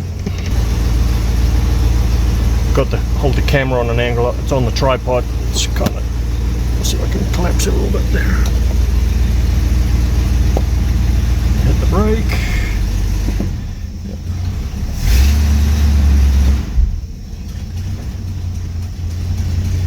Yep. ABS is not coming on, so that's good.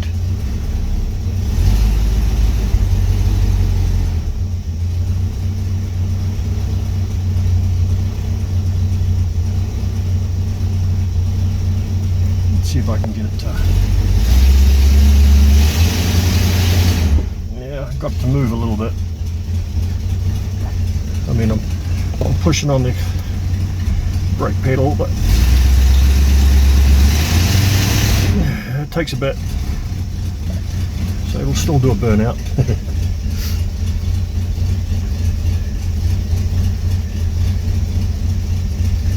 So that's good. Got brakes. Welcome back, everyone. It's the next day. I'm just gonna throw the wheels on, drop it on the ground, clear off all the bits and pieces, and drive it around the yard. See how these brakes perform. Daisy's licking her chops. She just got a bone, but she got into a fight with the Doberman over the bone.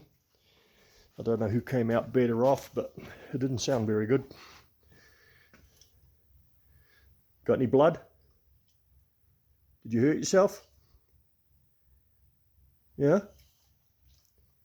No. Yeah, she's alright. She's solid. I mean, she's not fat. She's all freaking muscle. She's about six years old now. Had her from puppy. Back on her wheels. Had to find another wheel. Had to take the spare out of here. Another valve went out. Busted another valve stem off. So, Daisy, get out of the way. Come on.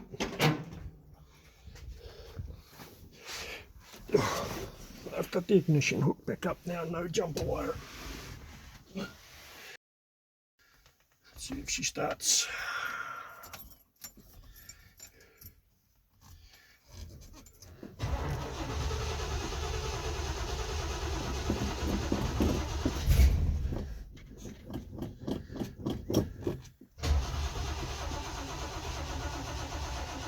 Battery's just about dead. I'm gonna put another battery in it. I got another battery.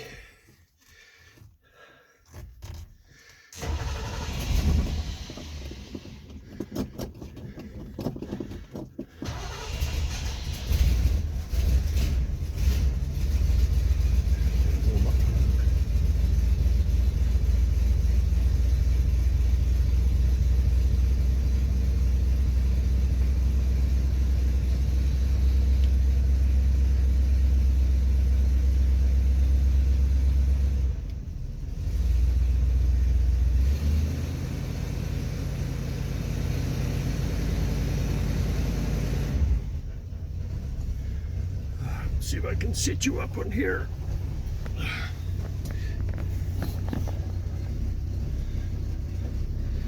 Try and see if I can wedge the camera between the seats. So kind of, you're a bit of an angle because I got you wedged between the seats.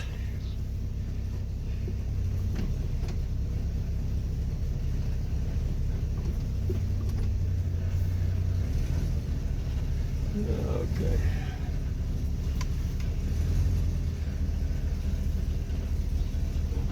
Oh yeah, she just tapped the brakes. It stops. I am going to take it out in the road, but just outside my gate. I just want to see how it stops on a hard seal, not in the dirt. See if it pulls.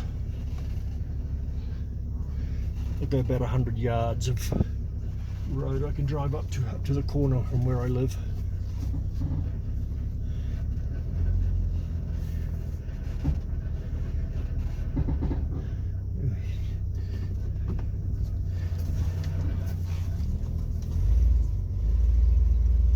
Come on, go.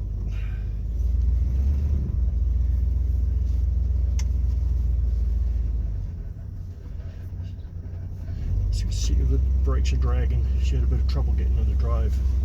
Just gonna flip it into neutral and see if it pulls her up. Yeah, it's rolling. It's free rolling. Just didn't want to go to drive. Yeah. Drive doesn't feel good. Sorry if it's shaking a little bit.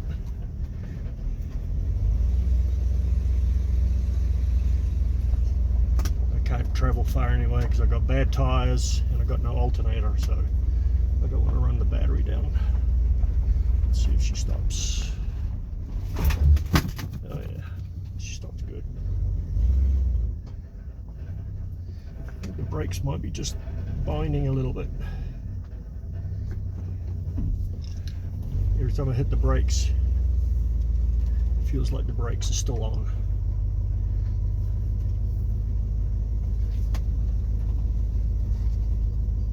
I may have to do that 5th bleed on the brake line. Man, weeds are growing fast. I just mowed in here about a month ago. Freaking weeds are nearly 2 feet tall again. Had a lot of rain this year. I think one of the records for Arizona. We normally don't get rain till monsoon in July to September. Alright, let's take it out on the road.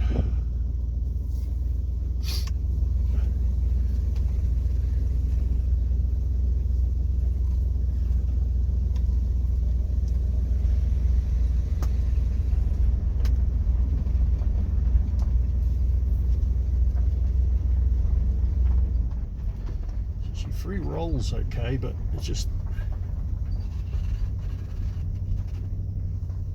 I'm gonna hit the brakes. It feels like the brakes are kind of grabbing still.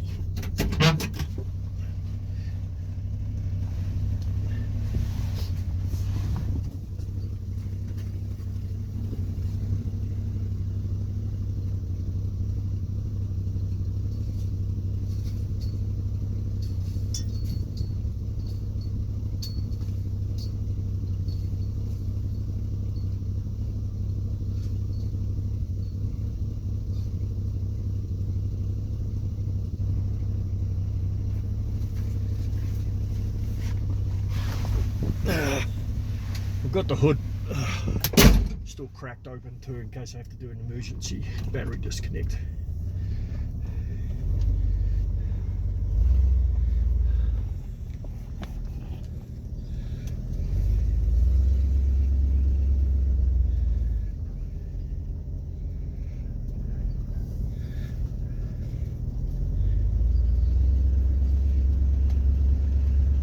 This is her first drive in 40 years.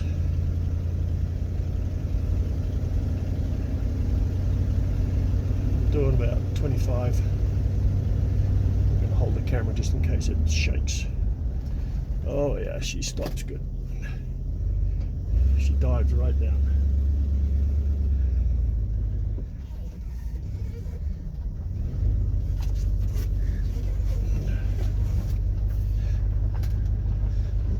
This is a huge big dirt road. On the weekends there's always four-wheelers and quads and dirt bikers that are tearing up and down this road. There's a gun range up the road too, so in the weekends you're always hearing guns going off. I'm going to get up to a bit of speed. Let's see how she does. Oops, second gear. Oh yeah. Yeah, back brakes need a little bit of adjusting. And I'm probably low on transmission fluid. I think that's what the problem is. I'll go up to the next street and turn around.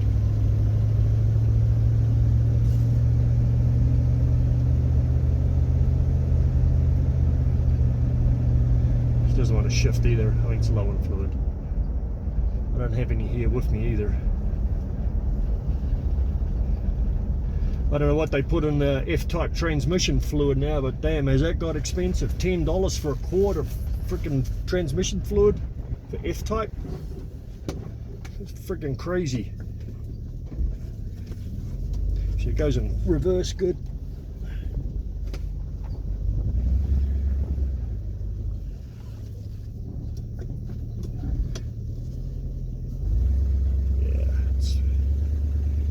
she needs fluid. Because it's not the brakes, because the brakes are loose. I'm putting it in neutral now and it's still rolling. If the brakes are binding, it would pull the car right up. So I've got to go and get fluid. Yeah, she's slipping. There she goes. Gets a little pressure. Temperature's going up, but it's still sitting good. Come on, girl. Switch. Go in a second. There we go.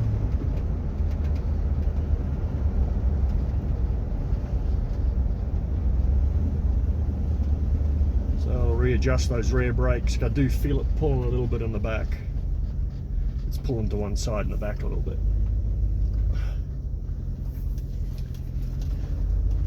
So it's pretty good. I mean, if I didn't have those rotten tyres on it, I'd take it around the block.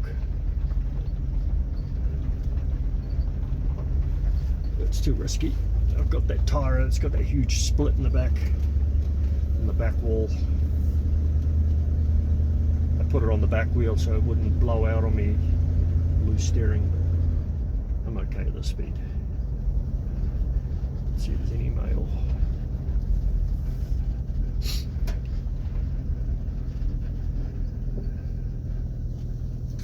Nope, no mail.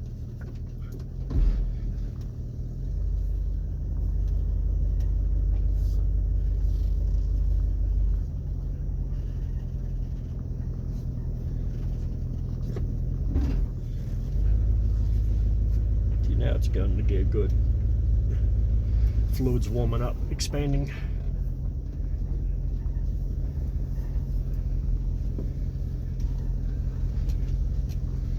I'm happy with this. Go and close those gates. Those dogs have picked up that they can wander outside the gates now. I'm going to close them.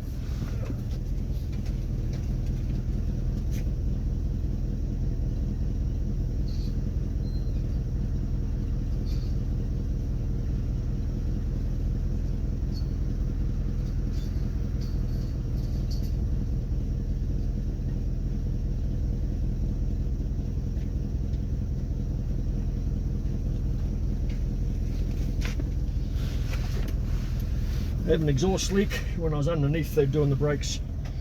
I noticed one of my mufflers has got a hole in it.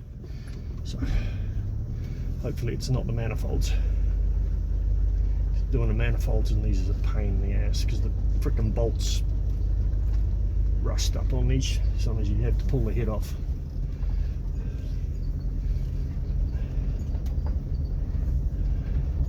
Yeah, Dobby's eating that bone that they were fighting over. It was a good full-on dog fight. I didn't see any blood. She's pissed. I gave it to her first because she, with her mouth the way she is, she can't eat much of that bone. So I thought I'd give her the bone to start on, and I knew he would finish it. And Buddy, he's just too old, he can't be bothered. He's too fat anyway, he doesn't need any more bones. There was quite a bit of meat on it. It was a ham. This is what I mean with the wind every day. I pick those chairs up every day. Wind blows them over again. Yeah, temperature's still nice and cool. I have to keep an eye on that water pump too. So I'm hoping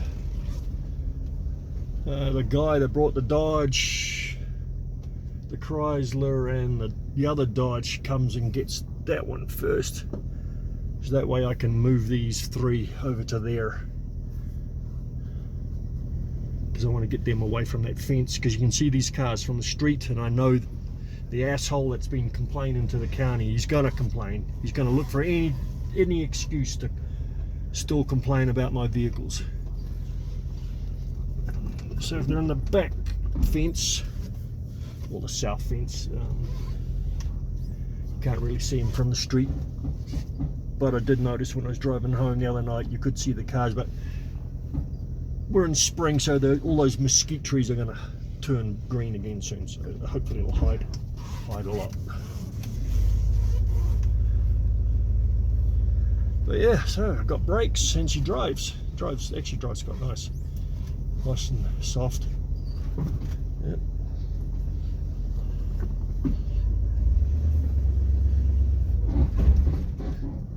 Yep. Hear them creaking. Yeah, transmission's low on fluid. Come on, girl. You can do it, come on. I think I did use up all that fluid I had.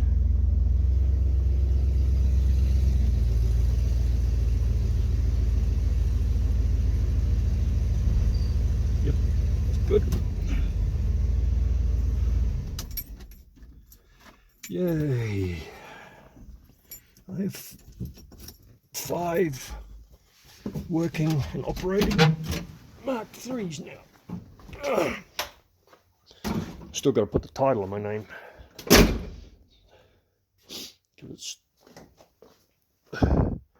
I got the paperwork, got the title from Colorado, and the letters from the executor of the estate to transfer it, to release it, power of attorney, etc. I got to put the lock back in there too. So I know I've got to do those windows, but I think I'm going to do the body cleanup. I've washed it, got all the mold off it. I'm going to, next videos, I'm going to clean the body up. And I've got some hubcaps up there. So, some nice 7071 hubcaps. Those are original resonators. They're hard to find. Brand new anyways. Might just this wheel here, oops, it's that wheel off that. I think I'll just pull the wheels off this, because this car is not going anywhere anyway. I can still drive this one, there's nothing wrong with this car. But this one has a transmission problem. So I might as well just pull these wheels off, and it's easier to get to the other side there as well. There's nothing in the way. So I'll pull the wheels off this and put them on stands. I feel a little safer driving this thing around. Get it titled, registered. Registration's only $19 in Arizona. Anything over 20 years is $19. So that's pretty good. And yeah, get this body cleaned up. Put a little bit of a shine on it. I mean, that is, I mean, you can see a little bit of reflection here, but it is dead dull. I'll get my 1500 and 3000 grit on my orbital. You got to do it wet, so I use the air orbital, and then I'll hit it with the buffer. So I've got the orbital one too, so it doesn't burn paint. I have a third buffer, but they're just Harbor Freight units, nothing fancy. That's the compounder, contour. I mean, got another buffer there, but I got a wide wheel on it because I've been doing the floors in this Mustang. So I'll get the wheels off there. Actually, I'll do the paint work first, because it's gonna get covered in splatter. I'm gonna have to cover these up, because when I start buffing, it splatters. It's gonna be white paint everywhere. Because I remember one other time I was doing another job, and I've got some specks on my roof here. Some of them come off, but a lot of them are really bedded into this vinyl top, and this vinyl top's mint. I'm not worried about that one. And this one is the correct material, but the seam's wrong. I didn't do this. It was done just before I bought it. This car was originally from Utah. Belonged to someone famous, apparently. Someone well known in Utah. I'm not going to mention names in case they don't want to be talked about, but yeah, someone television-wise, it was someone that lived in Utah. They used to own this. and they did a poor job of this. The material's running the wrong way. It should be running that way.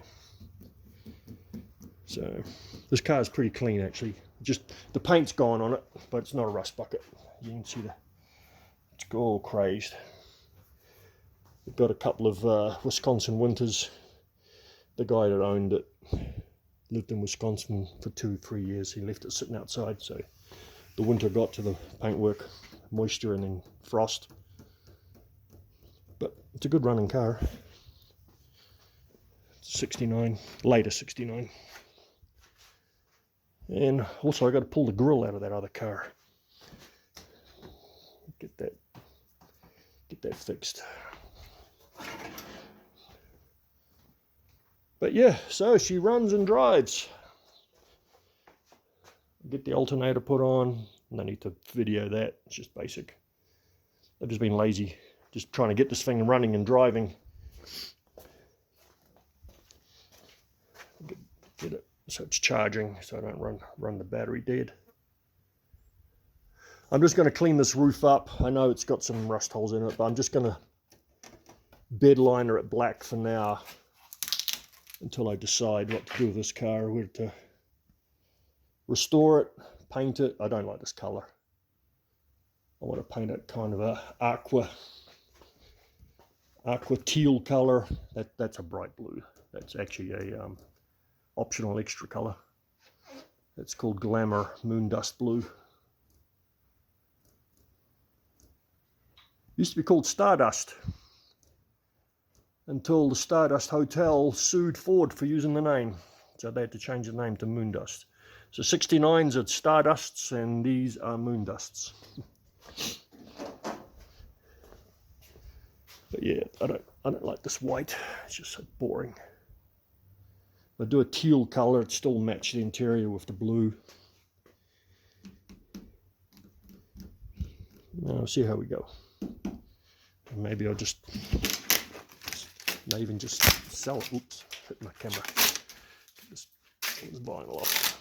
See, it looking better already, just with all the crap gone. All these sort of curled up. I'll again run a blade down there and take it all off and wire wheel all this stuff. I might just throw a little bit of filler in there just to hide a little bit. Those filler panels right here. There's a filler in here.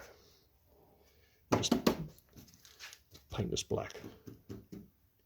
Not permanently, just to tidy it up. I can't get these off. You've got to take, it's a pain in the ass. You've got to take the whole interior out to get these off. So I'm just going to run the razor blade around them and inside and get this padding off. Yeah, they're a total pain. You've got to take the whole interior panels out, including the window mechanism, because it's called a pancake. It sits in here, and to get to that you got to take this whole system out. Liners, sail panels, door panels, and the whole window system. So I'm just going to leave those badges there. Like I say, it's not permanent. It's just, I just want to, you know, from 20 feet it looks presentable again. So that's it for this one. Yeah, it's running and driving. Got a call coming in. I better go take it. I think it's the guys from town asking where I've been. I haven't been going into town. Trying to work on this. Wife's out of town, so I'm a bachelor for 2 days. So I thought, you know, might as well stay home and work on this. So tonight I'm going to start videoing. It'll be a separate video, but I'm going to start videoing the cleanup, the paint cleanup.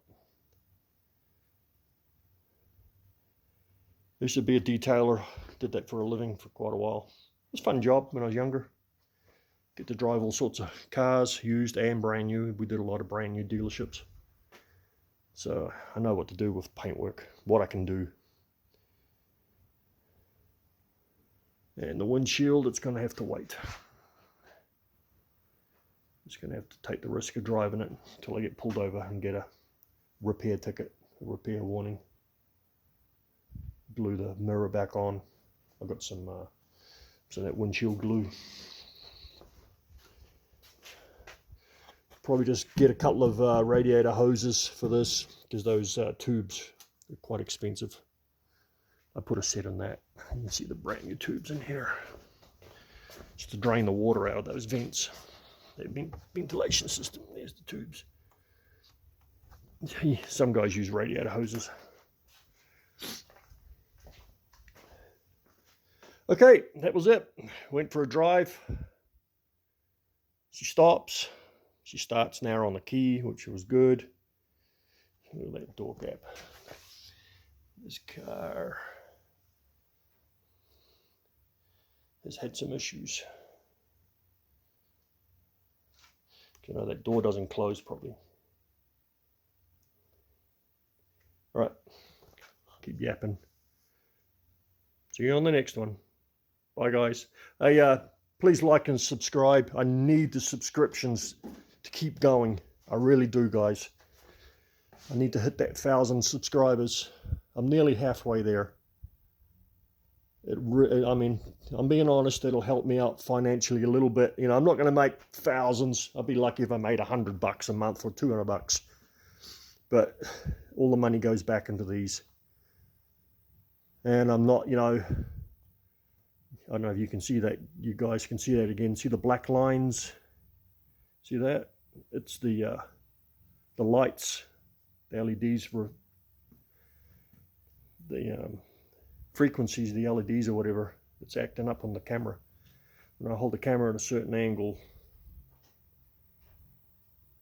there, right there, you see that line right across the camera here. Yeah, like I say, please like, subscribe if you haven't subscribed yet. It'll help me out, because fixing cars isn't cheap, especially with classic car parts.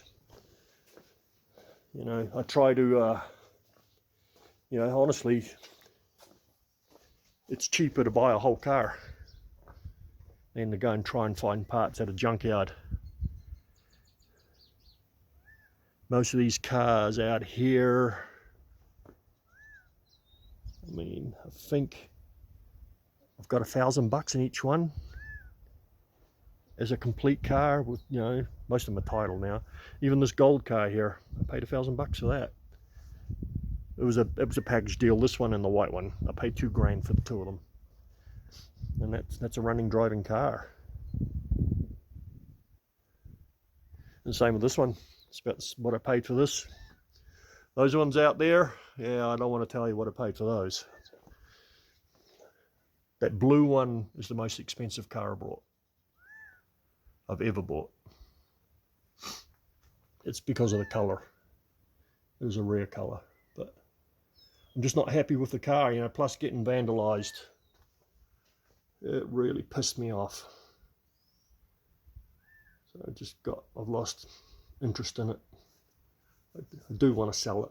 So anybody's interested in a nice blue low mileage car, you can buy as is, or I'll get the patch fixed.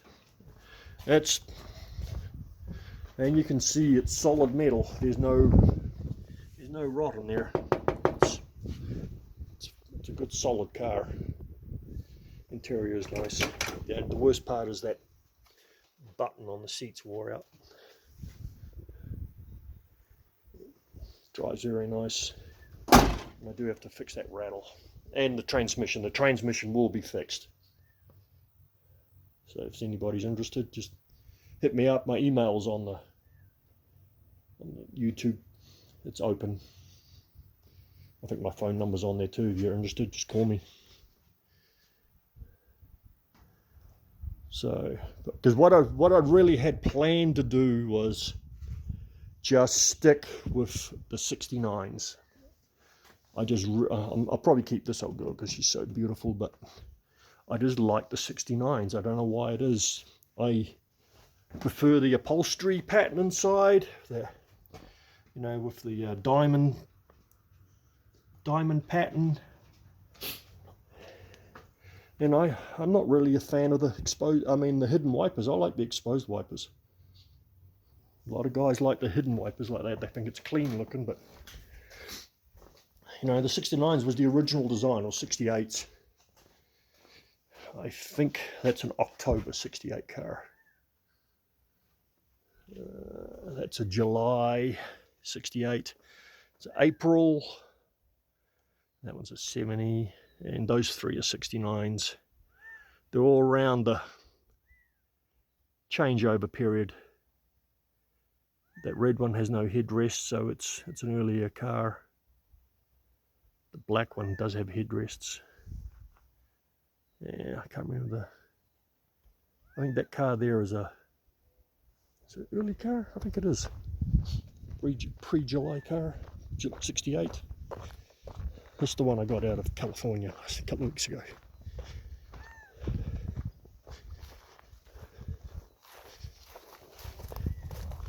Yeah, it is an early. This is the transition car.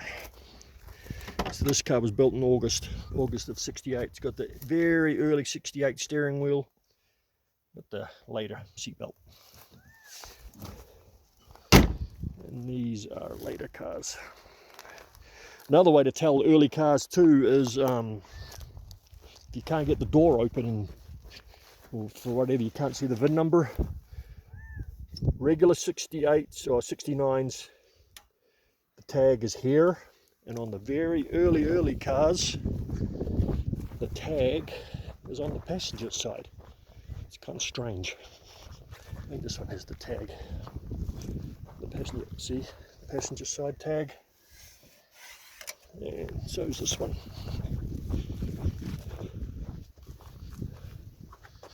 Don't know why they did that. It's right there. In the later ones, they lifted the tag up, so it's easier to read, like up here. It's up there. But those early ones are really hard to read, but that's how you tell an early production car. If you can't see inside or whatever, just look for the tag, the VIN tag. I want these Cadillacs gone too. I want to clean up.